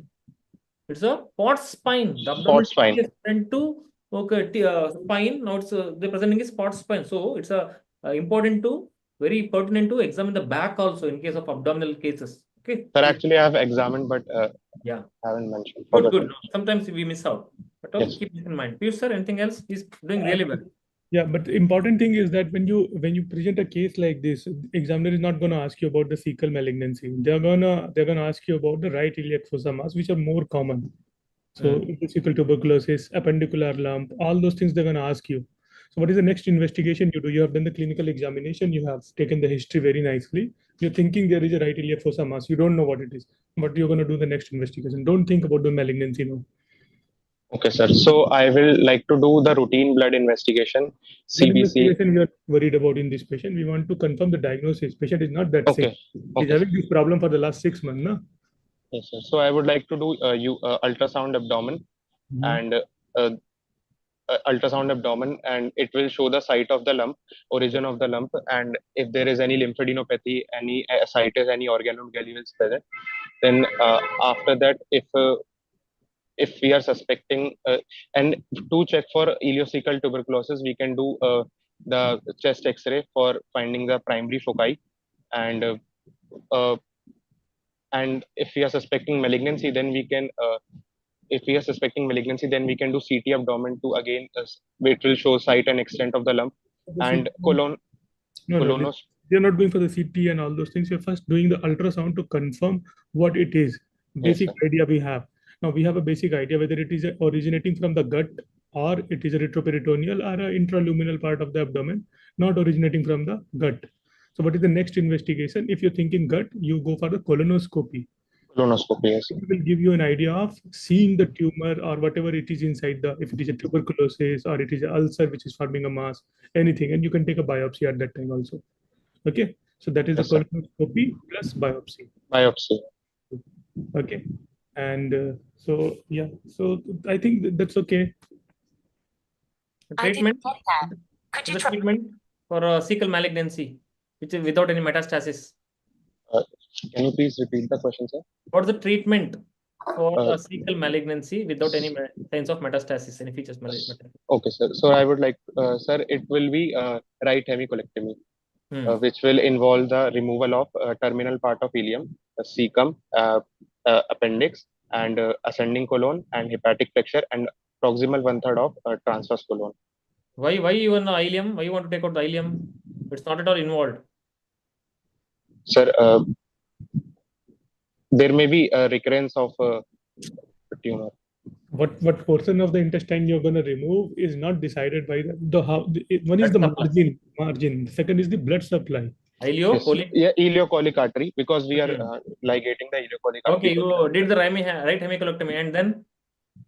Sir, then we'll do the ileocolic anastomosis. It's also equally important. You just can't cut and leave it. Yes. Right? Ileocolic anastomosis. There are so many types of anastomosis. And then after that, there are adjuvant therapies also, right?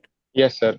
So if the tumor was found to be T4 lesion or positive lymph nodes, or it was found to be signatoring and poorly differentiated tumor, then we'll have to give the chemotherapy. The regimen usually for the colon? Yes, sir. Regimens are Folfox regimen and Folferi regimen. Excellent. So in Folfox regimen, we'll give... enough. Okay. You know things we are not going to. We are just interested in clinical acumen. Okay, how is your approach? That's all. Theory we are not interested. Yes. Well, we understand what you are well prepared. You are reading well. We'll understand with the way you answer. Keep up the same spirit till the exam. You will do really well. I am sure you'll be Delhi University topper, one of them. If you continue to be like this, okay. Thank you, sir. Thank you. Good. Okay. Next, please. Thank you, sir. Move to the next. Next up, we have serial number 15, Mr. Kaustubh Jain, 4th year MBBS student at MNRCM. Telangana. Can you please share your PPT, Kaustubh?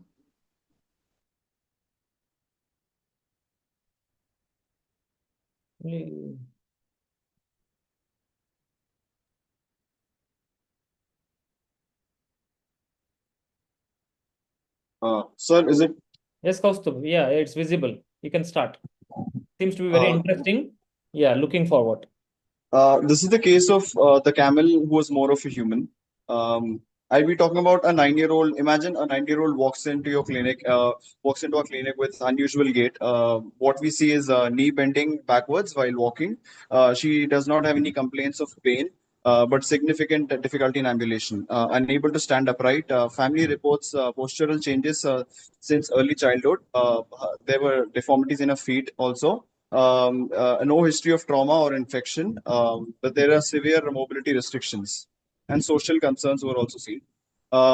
Birth history, full-term vaginal delivery at home, no significant perinatal complications documented. Developmental milestones grossly delayed, started walking at 3 years of age. Parents just believed the child was different and sought early and did not seek early medical help. No prior surgeries, no family history of similar limb deformity was noticed. Talking about personal history, she belongs to a rural, lower income family, limited with healthcare access. Worked with father uh, as the camel girl at a circus, was involved. Lack of consistent social interaction with children of her age, was isolated and emotionally withdrawn. Displayed remarkable adaptability. Talking about family history, we zoom in. These are the actual ones recorded from the 1880s period. No documents of congenital deformities in close relatives were noted. Consanguinity status is unclear due to fragmented family background. Mother described having loose joints and hypermobility. No siblings are alive for us to compare. Family records are anecdotal and unverified. Talking about general examination, the patient was alert, cooperative, young girl. Her height and weight were below the 10th percentile of her age. Walks on all fours, uses upper limbs as crutches due to instability. The skin is normal, no cafe au lait spots. Neurocutaneous markers were noticed. Spine appears normal, no scoliosis, no other deformities noted. On systemic examination, we see hyperextension of beyond 30 degrees with active and passive condition. Ligaments likely ACL, PCL positive recurvatum test was seen. Hip, ankle joints, normal range of movements. Muscle tone, but underdeveloped quadriceps and hamstrings. No limb length discrepancy and gait analysis and quadrupedal adaptation without mechanical aids. The provisional diagnosis of this is likely congenital genu recurvatum, along with clubbed foot deformity was seen in the child due to hyperlaxity in neuromuscular imbalance. Yeah, and socially, the child's coping and quality of life and stigma were also noticed. Yeah, that's it, sir. That's okay. That's okay. So you're talking about the famous movie, Nice. Camel Girl, Ella Harper's, right? Yes, sir. So this is a case of genu recurvatum, right? Yes, sir. What is the most common cause for genu in our society? First of all, sir, let him tell what is genu recurvatum for the Yeah, other yeah. students. What is genu recurvatum first, and what is the most common cause? Yes, sir. It is that extending of backward bending of the knee, sir. The angle between the angle extends more than 7 degrees, sir. There is hyperextension of the knee. It is a deformity of the lower limb, sir, knee. Yes, genu means knee only. We know what is recurvatum. Okay, what is the common cause? Idiopathic, sir, or osteoarthritis or rickets can be a cause, sir, depending on age group, sir. In the younger age group, osteoarthritis or rickets, sir. or with genovarum, if it is genovarum is predisposing, sir. We see so many condition. conditions, and even now, very rarely, although poliomyelitis. Okay. Yes or no? Okay, poliomyelitis. And one of your photos, you go back, that showed me something else in the childhood, one small baby's photo. That looked like phocomelia to me. What is phocomelia? Not this. Yeah, this looked like phocomelia to me. Not this. Next one. Yeah, what is phocomelia? You know what is in pharmacology? You learned this. I'm giving a clue. In pharmacology, you have learned about this condition. I'm giving you a clue. Phocomelia. Thalamide disorder, sir. Very good. In pregnancy, consumption of thalidomide by pregnant mothers. Thalidomide, sir. What is it? Ehlers-Danlos syndrome? That hyperextension of mobile joints, sir. Genetic condition, sir. In this, the patients, it is a genetic condition because of COL5A1 and 5A2 genes, sir. That patient arms are lengthier, sir, upper limbs. One personal question, so please don't mind. Why did you choose to present this case? When I was going to ask the same question to him. No. What's your intention behind? What some motive should be there, no? Before anything. Sir, I saw this case before I joined MBBS, sir. I saw this case in 2020, like during pandemic time, sir. I did not know anything about all of this, sir. I just saw this case on some pop-up, sir, like on this day, like that fun fact, sir. So it made you curious to learn more about this condition, or right? I studied this at that time, so I was always curious about this, sir. So I saw recently a case of this at hospital also, sir. Similar-ish. That's how most of the inventions happened in the world, because of this one word, curiosity. Okay. Hope you will find some cure to this condition. Study more about this condition, bring some inventions and innovations, and help those patients who are suffering from recurvatum. Is it okay, Kaustubh? Keep the curiosity. Keep the curiosity up. Don't let it go away. Don't give up. Okay. Don't give up. Become a doctor. Well done, Kaustubh. Excellent. Very nice. 1 minute, sir. Let him tell the perinatal history is importance. Sorry, Perinatal history, why it is important. Parental history, ma'am. Perinatal history. Yeah. Ma'am, just to know that if the mother did not consume any medications, ma'am, during her pregnancy period, or if during delivery, if the child was born through any defects, ma'am. Or any intrauterine infection, if mother during the pregnancy, if mother have, then it can pass it to the child. Yes, and child can have such deformities at birth. Okay. And vaccination history is also important to mother. Yes, ma'am. But 1870s, ma'am. Torch infections and all. Okay. Next. Yes. Very nice. Very nice. Very nice. Yeah. Next one. Thank you, Mr. Kaustubh. Okay, thank you so much. Next up, we have serial number 5, Mr. Dantuluri Gowtham Varma, final year MBBS student at KMC Manipal. Gautam, can you please share your PPT? I think all the remaining one can. Only two people are more. I think Safi and Gautam, right? They can just be ready. No, sir. Rani also is left. Rani Gupta, three more. So all three can be ready, and we can quickly finish them. Gautam, yes, start, Gautam. Yes, sir. Good evening, everyone. I'm going to present the case of 44 years old female who is homemaker by occupation, hails from Udupi.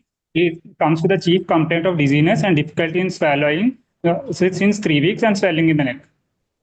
Coming to the dizziness, which is insidious in onset, gradual in progression, and is episodic since 3 weeks. Dizziness is she complains of giddiness and near loss of consciousness when turning her head suddenly or sudden stretching of the neck, which lasts for few seconds, later progress to few minutes. Does not complain of spinning of external environment or tilting of the environment.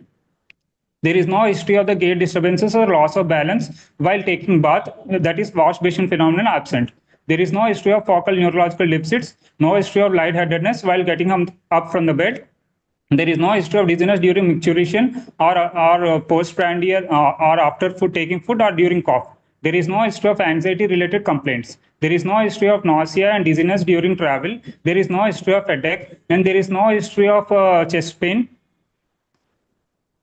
And there is no history of dizziness while turning in the bed. There is no history of out of body or floating like sensation. There is no complaints of hearing loss. Coming to the difficulty in swallowing, which is also insidious in onset, gradual in progression. She complains of difficulty in swallowing, that is forming of the bolus and also moving of the food from the mouth to the pharynx. She points the area of difficulty in swallowing to the pharynx. No history of heartburn-like symptoms, no history of pain in the chest during food passage, no symptoms of wheezing, chronic cough, hoarseness, and disruption of sleep. No history of dysarthria, diplopia, and muscle weakness. The patient, coming to the personal history, the patient's sleep is normal, has good appetite, bowel and bladder movements are normal, no history of smoking or alcohol. She consumes mostly of vegetarian diet and occasional non-vegetarian diet. No history of hypertension and diabetes, and no significant medication history. There are no similar complaints in the past, and none of the family members complained of the similar complaints, including the first-degree relatives. Coming to the physical examination, general examination, the patient is conscious, cooperative, and well able to place in person. The patient is moderately built and well nourished. Her blood pressure is 134/82 mm of Hg taken on right hand in sitting position, and blood pressure repeat after standing 3 minutes, and the reading is 126/80. Pulse is 82 beats per minute, regular in rhythm and normal in character, and respiratory rate is 16 breaths per minute. Pallor, icterus, clubbing, cyanosis, lymphadenopathy, and peripheral edema are absent. Coming to the oral cavity examination, a 4x4 centimeter mass was identified posterior to the right tonsillar pillar extending into the parapharyngeal space.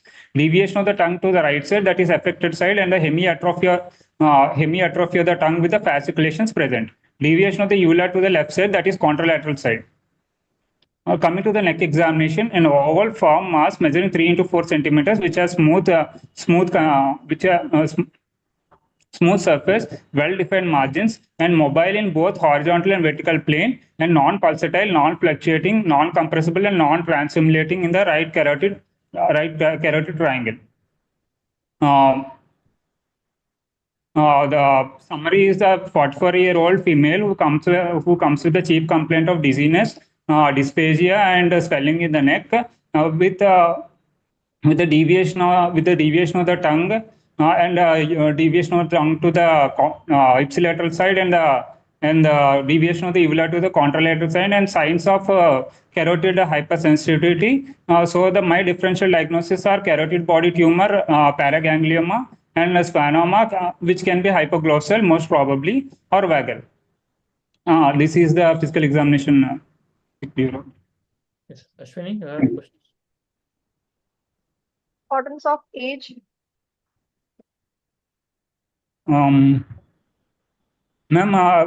because the lymphoma is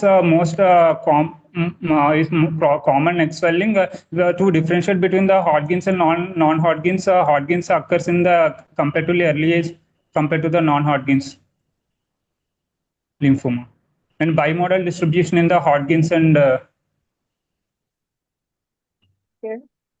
And why your justification to your first provisional diagnosis?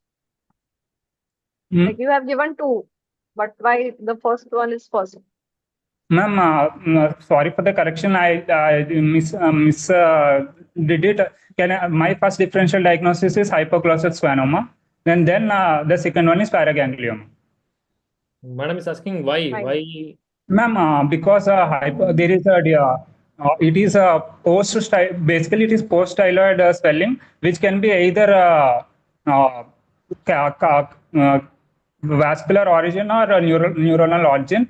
So the neuronal origin is schwannoma, which is because of the deviation of the tongue, because deviation of the tongue is present. So I'm thinking more probably it is hypoglossal schwannoma, but vagal schwannoma can also be possible by compression of the hypoglossal nerve. But neurofibroma and schwannoma. Sir? What's the difference between neurofibroma and schwannoma? Sir, schwannoma is the proliferation of the Schwann cells, whereas the neurofibroma is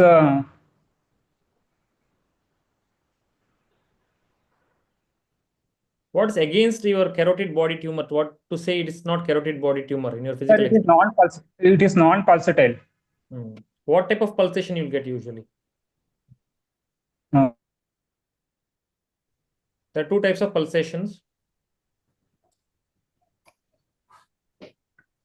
I think again Gautham got stuck. Network.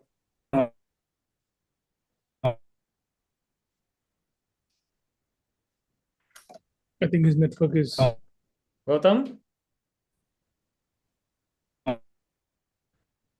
No, he was answering really well. He was doing a good case, but network issue. Gautham, are you there?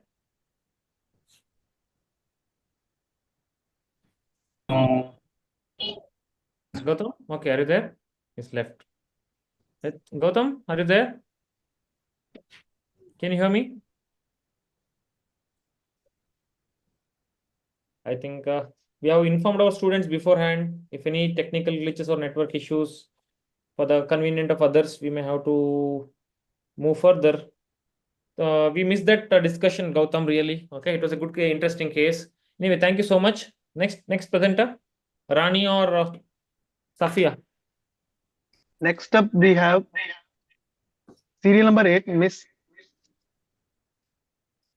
Safia. Miss Right? Safia Mahfouz, third year MBBS student Yes, sir. at Sorry, sir, for JNMC. the discontinue.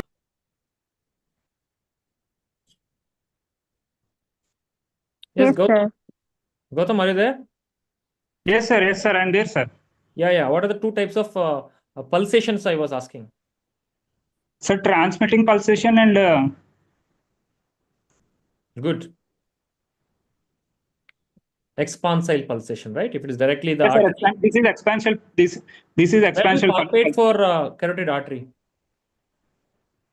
Between the sternocleidomastoid mastoid and the thyroid cartilage. What is the landmark? Again, any pulse you will against a bony prominence you do. Which carotid you are palpating, by the by? Which carotid? There are so many. Three carotids are there. Carotid or common carotid? Which carotid? Sir, common Very good. common carotid. Excellent answer. Anything else, Piyush sir, you want to answer? Ask. I think that's Whatever okay. I can do to help. Okay, Gautham, thank you so much. Thank you. Yes, sir. What is the treatment for your case? How do you manage Sir, that? surgery of it is a well capsulated mass. So transcervical resection of the mass with the careful preservation of the hypoglossal nerve along with the carotid artery and. They're very, very tricky and challenging, okay, because the nerve injury chances are very high here, okay. Okay. So you need to be very careful while dissecting these type of neural tumors, okay. Yes, sir. Okay, thank you so much, Gautham. Thank you. Next, Safia, please start.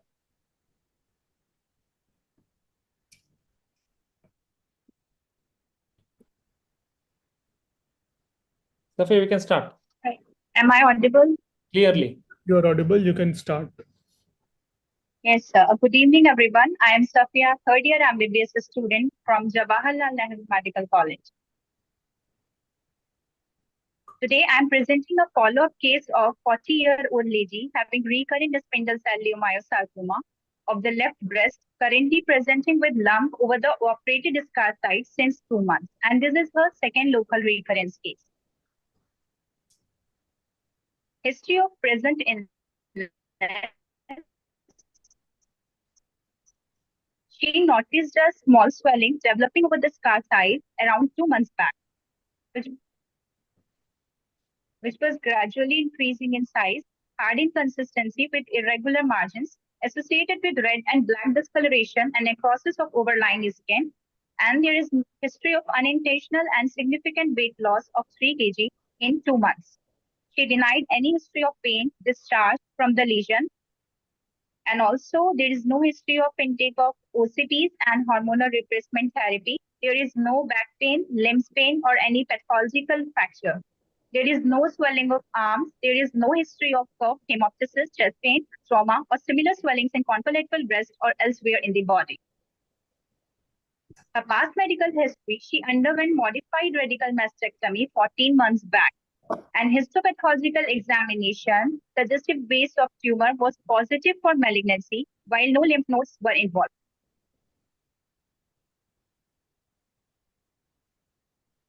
The patient received chemotherapy. She was also advised radiotherapy but could not get it due to its non-availability. There is no history of diabetes, tuberculosis, hypertension, and other comorbidities associated with the patient. Her family history, there is no history of breast, ovarian, colorectal, prostate, and pancreatic cancers in her family. Menstrual history, she attained menarche at the age of 14 years, having regular cycles of 3 to 4 days with adequate flow. Her obstetric history, having gravidia 2, parity 2, life 2, and abortion 0. Her age of marriage was 22 years, and age at first childbirth was 23 years. She was having 2 children, delivered vaginally and both born at term. Breastfeeding was given up to 1 year to both the childs. Her personal history, she was taking vegetarian diet, her appetite was normal, sleep adequate, bladder and bowel were regular, and there is no significant addiction of tobacco and smoking. Summary, a 40-year-old female with a previous history of leiomyosarcoma of the left breast for which she underwent modified radical mastectomy 14 months ago, and she remained asymptomatic for 4 to 5 months post-operatively, after which she developed a gradually enlarging firm non-tender swelling involving pectoralis major over the previous surgical mark with red and black discoloration of the skin, for which wide local incision was given along with the excision of pectoralis major, because this is the first recurrence, and this time there is involvement of pectoralis major muscle. After 8 to 9 months of this bilocal excision, patient again presented with similar lump as was in her first recurrence. And this is her second recurrence case which I am presenting. There were no systemic symptoms and clinical findings suggested local recurrence of tumor at the same site.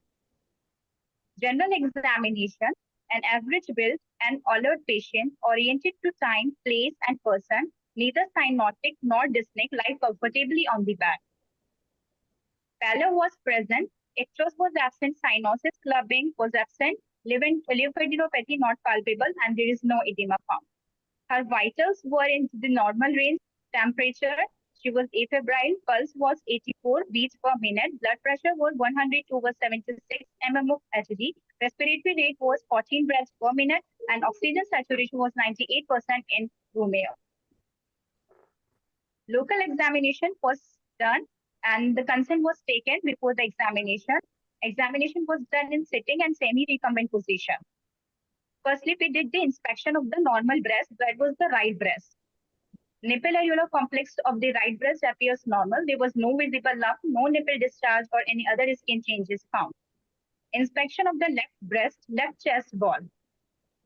Post-modified radical mastectomy. There was a surgical scar of size 20 centimeter extending from left external border 10 centimeter below the clavicular to the left mid-axillary fold.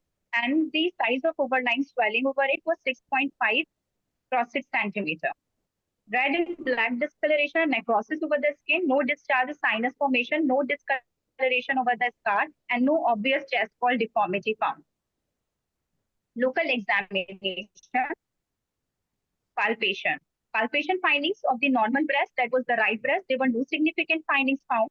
However, the left chest wall in palpation, temperature was not raised, tenderness absent, lump size was 6.5 into 6 centimeter, shape was irregular, surface was uneven and firm to hard in consistency, margins were ill-defined, and the lump was fixed to the scar and not mobile. Scar was irregular and non-tender. Regional and systemic examinations. Regional lymph nodes, bilateral axillary lymph nodes were not palpable. Supraclavicular and intraclavicular nodes were also not palpable. Systemic examination. Chest examination, there was clear, no added sounds found. Abdomen, no organomegaly and ascites. Musculoskeletal examination, no bony tenderness and signs of osteochondritis found. Neurological examination, no neurological deficit found. Now let's come to the provisional diagnosis. Provisional diagnosis is post recurrent spindle cell leiomyosarcoma of the left chest wall, post modified radical mastectomy scar site with recurring T3 and 0 and M0. This is all about these same example. Very nice presentation, Safia. So my first and simple question is symptoms of malignant breast lump. Ma'am, firstly, malignant lump, there is a heaviness and rapidly increasing size, painless, and there is no discharge or any there will be if there is involvement of skin involvement, then there might be a dimpling or nipple retraction too. And usually they are painless. The presentation is painless and gradually increasing in size. They grow very slowly with a smooth, with irregular margins and rough surface. Okay. And second question is, which breast lumps have tendency to recurrence? Phyllodes tumor. And any other? They have high tendency. Huh? Leiomyosarcoma, spindle cell leiomyosarcoma. Common one. Fibroadenoma, ma'am, it's a benign condition, but it has a high recurrency. Especially when you are not removing it properly. Yes. Right? Okay. Over to you, sir. How you could have prevented the recurrence in this case, Safia? What do you think? How you could have prevented? Can you repeat the question again? How you could have prevented, not you, but the surgeon. How the surgeon could have prevented the recurrence? Okay, one thing is that I agree. She was radiotherapy should have been given, but not given. But before radiotherapy, it could have been prevented. How? Sir, it can be prevented for some reason, but before that, radiotherapy was suggested for some reason here, right? Yes, sir, because of its non-availability. No. How a surgeon could have been prevented the recurrence? Simple question. Sir, it could be prevented by simply doing modified radical mastectomy and giving the chemotherapy. No. And Modified also, maybe he did. But what happened? The base came out to be? Sir, ciliary margins should be achieved of about 3 centimeters. So how you can do that intraoperatively? Sir, by sending the frozen section to know the histopathology condition of the excised lump, means excision biopsy, we can say. Okay. It's extend and just have in mind, okay, not in this case may not be possible, but when you have a recurrent case and you are leaving behind, because you don't know where all it spread, because sometimes it will be some fibrosis will be there, or it may be some secondary reactions, or it may be invasion. You can't differentiate. In such a scenario, it's better to get a frozen section intraoperatively to avoid any spillage, or to say leaving behind some tumor tissue. Okay. Piyush, sir, I think. Yeah, so very, very nicely presented, Safia. Very difficult case, but you're doing very well. So that comes to the another question. What are the different types of resections that come with the R? R0, R1, R2, what are those? Any idea? What is the, see, according to oncological principles, it's our goal is to achieve R0 resection in any tumor. You know, any idea? What is R0, R1, R2? Maybe all the physical elements to be removed during the surgery. That is the principle. That is the ultimate aim or goal of the surgery, any oncological surgery. So that was not. Are you asking about the types of mastectomy or what? I didn't get your question. Okay, tell about the types of mastectomy. There are 4 types of mastectomy basically: the simple mastectomy, radical mastectomy, modified radical mastectomy, and skin sparing mastectomy. Very good. What are the types of modified radical mastectomy? Sir, Auchincloss, Pate, and Scanlon. What are the complications of MRM? Sir, it's the most common is hematoma formation. That Very is good. known as Seroma. Very good. yes, sir.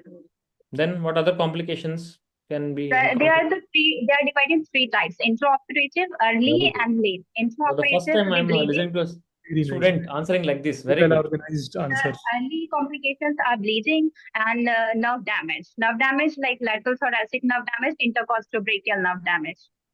Whereas the early complications are like the hematoma formation, there might be the flap necrosis, there might be lymphedema of the limb because of the obstruction and complete axillary clearance. Very And nice. later, there might be a recurrence, which is our case, and phantom breast syndrome. It What is might be the Stewart-Treves late syndrome? Yes, sir. What is Stewart-Treves syndrome? Sir, it occurs in long-standing lymphedema in which there is a secondary angiosarcoma occurs of the limb and there is discoloration of the whole limb. Lymphangiosarcoma. Okay, it's a lymphangiosarcoma. Lymphangiosarcoma, What do you think long-standing is the lymphedema. cause? What do you think is the cause of recurrence in this patient? She has received Sir, chemotherapy. because we couldn't take radiotherapy, the one of the main leading cause. Very important. So the concept is radiotherapy prevents the local recurrence. Chemotherapy Yes, prevents the systematic disease, metastatic. So the concept should be very clear. Very nice. You're very well with your concepts. Very well presented.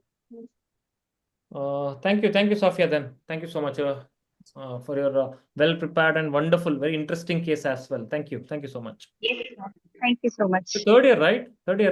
Yes, sir. I'm in third year. A lot more to do. Okay. When you come to final year, you'll be much better. Thank you. Yes, sir. Thank you, sir. Okay. Next, Any other presenter left? Next up, we have serial number 12, Miss Rani Gupta, third year MBBS student at KMC Manipal. Rani, can you please share? Last one, right? Yes, sir. Okay. Last and the best.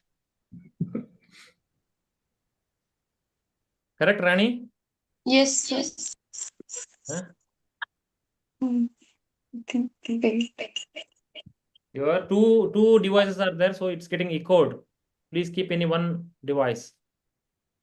One more, either completely mute or. Yes, I muted the other device. Completely decrease the volume, not just muting.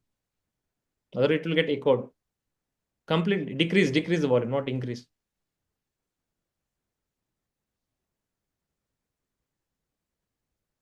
Talk something now. Now it's okay. Yeah, better. Please start. That whatever there's this video is there in your iPad, just put it aside. Don't click in the middle. Just my face, put it aside. Yes, start.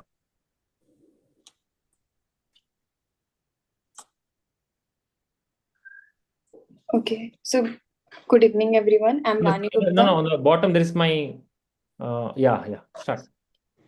So good evening, everyone. I'm Rani Gupta, third year MBBS student, currently in KMC Manipal.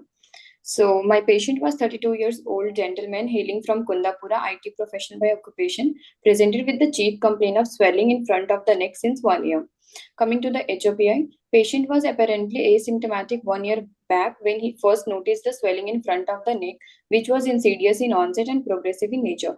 Initially, it was approximately 2 into 2 centimeter of size, but at present, it was approximately 4 into 4 centimeter of size. There was no rapid increase in the size, no symptoms suggestive of hypothyroidism or hyperthyroidism, no history of hoarseness of voice or difficulty in breathing or difficulty in the swallowing. Coming to the past history, there was no history of similar complaint in the past. There was no history of irradiation in the neck. Patient has no history of diabetes mellitus, hypertension or any other chronic disease. Coming to the personal history, patient consumed mixed diet, has adequate appetite, normal sleep cycle, regular bowel and bladder movements, does not consume alcohol, tobacco, or smoking. Coming to the family history, there was no significant family history or similar complaint in the family members or the neighborhood. Patient also does not take any medicine, so there is no drug history. Coming to the physical examination, patient was conscious, cooperative, and well-oriented to the time, place, and person. There was no pallor, icterus, clubbing, cyanosis, and edema. Patient was afebrile on touch. Patient's BP was 118 by 72 mm of Hg, which was measured in supine position in the right brachial artery. Patient's pulse was 72 beats per minute, which was regular in rhythm, volume, character. There was no thickening of the vessel and measured on the right radial artery. Patient's respiratory rate was 18 breaths per minute, which was abdominothoracic in nature. BMI of patient is 23. Coming to the local examination, first I did the inspection. Solitary globular swelling in thyroid region measuring approximately 4 into 4 centimeter in size, which extends from 5 centimeter below the symphysis menti to 2 centimeter above the suprasternal notch. Laterally, it was up to the anterior border of the sternocleidomastoid. Skin over the swelling appears normal. No scar, no discoloration was there. Borders were well defined. Lower border visible. Surface appears smooth. No pulsation over the swelling is present. Movement of swelling with swallowing present. No dilated vessels on the chest and neck. Trachea appears central. So this is the front view and this is the side view of the swelling. This is the video which shows that there is no movement of swelling with the protrusion of the tongue, but there is a movement of swelling with the swallowing. Coming to the palpation, on palpation, solitary globular non-tender swelling in the thyroid region having firm consistency, smooth surface, no rise in the temperature comparison to the surrounding skin. Swelling was freely mobile, not fixed to the overlying skin. No pulsation felt over the swelling. Borders are well defined. Position of trachea is central and carotid pulse are palpable bilaterally. No dullness on the sternum is present on percussion. On auscultation, no bruit heard. Bilateral cervical lymph node palpable, suggesting that there is a level 2 lymph node involvement, which was measuring 1 into 1 centimeter in size, firm in consistency, freely mobile, and their skin surface is smooth. There was no scar and discoloration, no eye signs present. Coming to the systemic examination, respiratory system. Next slide. Systemic examination. Next slide. Summary of the case. Yeah. 30 years old male pre-morbid male patient, IT professional hailing from the Kundapura, presented with a swelling in front of the neck since 1 year, which was insidious in onset and gradually progressive in nature. On examination, swelling was globular in shape, freely mobile, extend upward around 5 centimeter below the symphysis menti, below approximately 2 centimeter above the suprasternal notch, laterally to the anterior border of sternocleidomastoid muscle. Swelling has a smooth surface, well-defined borders. Skin over the swelling is normal. Swelling moves with the deglutition. My provisional diagnosis is a case. This is a case of solitary nodular goiter, which is clinically euthyroid, probably malignant. Thank you. Very well. Oh, very nice presentation, Rani. So I'll ask you quickly that what is the importance of age? Basically, different conditions of the thyroid differ in the different age. Like the simple goiter occur in the teen age group, but the multinodular goiter or the colloid goiter occur in the middle age group. Coming to the cancer of the thyroid, papillary occur below the 30 year of age group, whereas follicular occur between the 30 to 50, and anaplastic and medullary occur above the 50 years of age, old age. And family history? Family history, it could be like the family members are consuming the same diet, so it could lead to the same complaint in the other members also, or it could be genetic problem also, like genetically it has been going through the severe generation. Which genetic, which is most common? Papillary carcinoma. Syndrome? Papillary does not. What's a? Yeah, which syndrome? Men syndrome, Cowden, or like, I'm not sure. I think it's papillary. Then medullary carcinoma of thyroid is associated with Cowden syndrome, and the genes are P10 gene.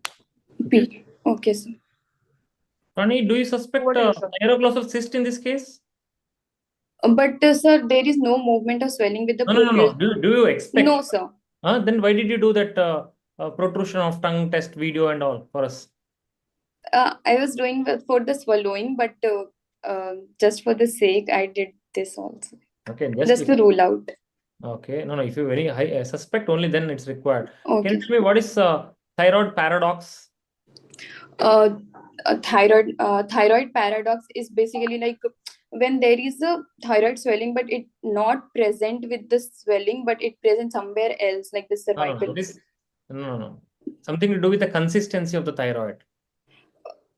Calcification and like Benign swellings can be calcified, and hard. malignant should be the Whereas malignant soft can be- because of the necrosis, tumor necrosis. Very good. It's called thyroid Paradox. Okay. Piyush sir, anything? How are you going to manage your patient now? So first, we do the investigation, we'll do the routine blood examination, and then the thyroid function test to know the level of the thyroid hormones, T3, T4, and then the TSH level. Then we'll do the USG, and then just to locate the level of the swelling and what's the condition of the swelling, and then FNAC to know the status of the swelling, like whether it's a malignant or not. Ultrasound you would like to do, you would like to look for any other thing apart from this? Is the Lymph node involvement. Important, very important. Many times the nodes are not clinically palpable. You Yes. have to look at the nodes in the ultrasound also. If the nodes are enlarged, you might have to take FNAC from them also to look whether they are malignant or not. Okay. So what are the different level of lymph nodes in the neck? So first level 1 is the submental lymph node, then submandibular is 1A, 1B, and then second is the upper jugular node. Middle jugular node is the level 3. You told Then- you have level 2 is involved. Where usually the thyroid drains to? Cervical. Right. In that also, which level? Thyroid. Level 3. Level 2 is mainly from the tonsils and all this. Level 3. Digastric. Level 3, sir. Yeah, level 3 and level 4. 6. Okay. They're the initially involved. Then, okay, continue. Level 2, 3, 4 is upper jugular, mid jugular, lower jugular. And 5 Yes, is? sir. 5 is posterior triangular. 6 is cervical. No, Central, and 7th is 3 and mediastinal. paratracheal. Okay. Paratracheal. 7 is? Mediastinal. Mediastinal. Mediastinal. Okay. What is which malignancy you are expecting here? You are telling it's malignant. Okay. So most commonly, like the age is like 30 to 15 between. So it could be most lymph common is node the also enlarged. papillary. So I am suspecting node. papillary, and Oh, lymph node is what- lymph node is also enlarged. So papillary metastasized through the lymphatic roots. So most commonly it's a papillary. Okay. You sir? Yeah, so what are you going to do next? You have confirmed it's a FNAC. FNAC is showing a papillary cells, the typical what nuclei appearance you call that in the pathology? Orphan Yes, orphan eye nuclei. You have And seen also, what are the other distinguishing feature of papillary thyroid? Some OMA bodies can also be seen. So you have confirmed that in the FNAC. What you're Yes. going to do? Then we'll do the total thyroidectomy. We'll do a CT scan first of the neck. Just Yeah. on ultrasound basis, you will not operate on a patient for the malignancy. Okay, sir. You will do a CT neck and chest. That's very, very important. Okay, sir. So papillary carcinoma metastasizes to the lymph node. Yes. And papillary metastasizes to the Flat bones. Follicular metastasized to the flat bones. Very good, very good, very good. What's the tumor marker for follicular or well-differentiated tumors? In the thyroid case, Yes. increased level of the. Now, how do you do follow-up of these papillary thyroid cancers or the follicular cancers? We'll give the radioactive ion, like uptake of the radioactive ion. We'll check whether like. That is for any residual tumor or anything, okay, active. Whether you have taken the entire thyroid tissue with the malignancy or not, whether the tumor has recurred or not, how do you look for it in the follow-up? After 6 months, patient comes to you and asks you whether do I have any recurrence of my thyroid malignancy? We'll check for the TSH level and like T3, T4 types. I'm not sure. Thyroid-stimulating hormone. Thyroglobulin. Globulins level. Okay. Yeah. Sorry, sir. Chalo. Anything else you want to ask, sir? Yeah, I think that's okay. She's hypoglycemic. That's why I want to leave her early. Okay. Bit hypoglycemic. She was supposed to present very early, but somehow got delayed. Rani, the presentation is good. Okay. Your case was also good. Okay. Yeah. prepare well, you will do well in the exam. Okay, I will tell Shanai sir. Okay, Rani presented really well. Okay, sir. Shall I? Yeah, okay, sir. Thank you, sir. Okay. Thank you, Rani. Thank Thank you. you, sir. All of them have presented very well, and they were very enthusiastic. Many were second year, third year MBBS. I think I have never presented in second year MBBS or third year MBBS, something like this. Raghav? Sir, sorry to interrupt. Can I add one more point? Yes. Sure. Sir, because there is one more key differentiating thing is paragangliomas are only mobile in the horizontal plane, whereas the schwannomas are mobile in the both horizontal and vertical plane. That was I asked. No, what's the how do you distinguish? Correct. Yes, a Fontaine is a Fontaine because of the absence of mobility in the vertical plane in the paraganglioma. Correct. And what in the history you have asked so many things about the features of paragangliomas and all. Okay, that's Yes, sir. you all ruled out almost all the features. That's a good thing. The negative history was very detailed one. History was good. Your history was good, but examination could have been a little better. Okay. Yes. Good, Gautham. Good. Thank you, sir. Raghav, are you there? Yes, sir. So here comes an end to all the presentations. I would like to thank all the participants for their brilliant presentations. It was a very productive session with interesting clinical cases followed by extensive exam-oriented discussion. It would surely benefit thousands of students who watch our videos on various platforms. Now I would like to invite all the judges for their feedback on presentation and to give us insight into do's and don'ts that a presenter must consider in exam. First, I would like to call Dr. Ashwini ma'am for her feedback. First of all, I'll say everybody have done very well. If we have asked you something and you were not able to answer, don't get demoralized. It is for your betterment. So learn every day, read every day, and you'll be better every day. And from the history part, I'll say that always like chief complaint, I have noticed that everybody has made mistake between chief complaint and presenting illness. They have mentioned something else in chief complaint and going on the different aspect in the while they are presenting a presenting illness. So make corrections in that. And rest of the things were good. One more point is about the size of the lump or anything like any presenting illness. You have always mentioned approximately size this and then it is increased up to this approximate size. Most of the times patients are not saying into centimeters.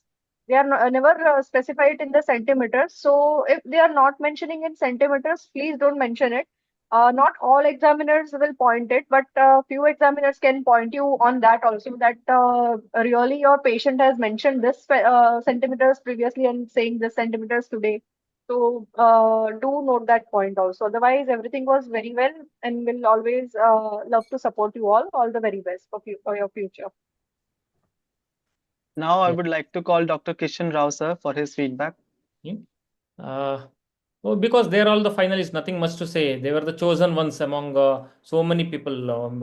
I got more than 150 entries or so. Then after that, I didn't count because so many sent after the deadline also. So I did not go to count all of them. So these were one of the best already. So, but there is a lot of good things. Nobody, I am not interested to tell because you're already doing good, but some scope for improvement, it's always there. Even for me, even now I am learning so many things. I have learned today also from you people, from Ashwini I learned something, so Piyush sir, so many things we keep learning. So always see, especially Piyush sir was stressing that matter also. Keep your options wide open. Don't in the beginning, don't get stuck to one diagnosis. Okay, then all your thought process, everything narrowed down. Okay, so have a wide options when in the clinical assessment at least, so that you'll have a lot more options for the provisional diagnosis and differential diagnosis you can keep. And yes, stick on to the proforma, whatever they teach you in your institution. We didn't go to discuss much on that proforma today because in different institutions they teach differently. We didn't go to pinpoint some mistakes and all because that's not our purview to find out the mistakes. But we are here to encourage you to make you better presenters day by day, so that you should be of international standards. When you go tomorrow, when you go to the Oxford to do some PG and present there, it should be of that standard. Don't put into your own college or your own institution. So be better with because it's an art. case presentation is an art. It's not a knowledge per se. So art, you can by master over the art and you can become the master of it. So keep presenting cases. Vitam is always there as a platform for you. Whenever you find a good case, come forward and volunteer to present the case. We will arrange the best possible mentor for that particular topic, so that you get to learn from the best teacher, irrespective of which college you are in, which nook and corner of the country you are in. Okay, so that's the advantage. So well done, all of you. We are having tough time now to since we have made it into a competition. Well done, all of you. I already sent you all the complimentary books Vitami published, all in one clinical case proformas, all major subjects clinical case proformas, how it has to be written. That's I have compiled from all the standard books and I have written in one book. So that I have sent. One more is clinical neurology book that also published by Vitami, written by Srinivasa. All those two books we already couriered to you, and nice e-certificate also we have sent to you. And for the winners, we'll be awarding cash prizes. Thank you so much for all the participation. I thank Dr. Raghav for moderating this session, and I needless to thank my own people, Piyush sir and Ashwini. Okay, they're always there to support me. Piyush sir there since my MS days. He has been supporting me like a role model to me. He is. And Ashwini is also there. She has made so many classes, videos for Vitami. Please check them. They're very useful, especially the examination videos. Thank you so much, Ashwini, for always being with us, supporting us. Piyush sir, thank you so much. Thank you. Thank you. Now I would like to call Dr. Piyush sir for his feedback. I think this is the very wonderful platform White Army has made, and Kishan has been involved in the teaching, learning, relearning, unlearning, all the process. And at our time, we did not have all these facilities. So you guys are very lucky to have this, and all the presenters has done very well. And one thing, again, I would like to say that when you present the cases, you stick to the basic format: clinical examination, history taking, provisional diagnosis, differential diagnosis. And when the examiner asks, then you go for the management, treatment, investigation, and all those. Don't skip the one part or the second part and jump to the next one. And apart from that, all of you have done very nice. Your marks are good, and that Kishan will be telling you guys later on. And yeah, that's all. Thank you, Piyush sir. Thank you, Kishan sir. Thank you, Ashwini. Thank you. Results, they're in my hand. Sir, please, Piyush sir and Ashwini, please share your result sheets with me. So I'll just compile, make it a total. Yes, sir. Announce in the group, yes, because I don't want it announced here, because all of them done really well. And I wanted to keep it as a secret, and I'll announce in the groups, all the Vitami platform, it will be announced with the winners. And please send me a selfie, whatever the certificates and books you receive, please send me a selfie. I'll again share it in all the platforms. Okay, so that a nice identity should be like made of our finalists. Thank you so much once again. It's sorry, I'm really on organizers perspective. I apologize for all the judges and also the participants. Raghav, it took a lot of time. It's already, I thought it will finish up in 2 hours as per my calculation, but we didn't notice that time is 11 o'clock now.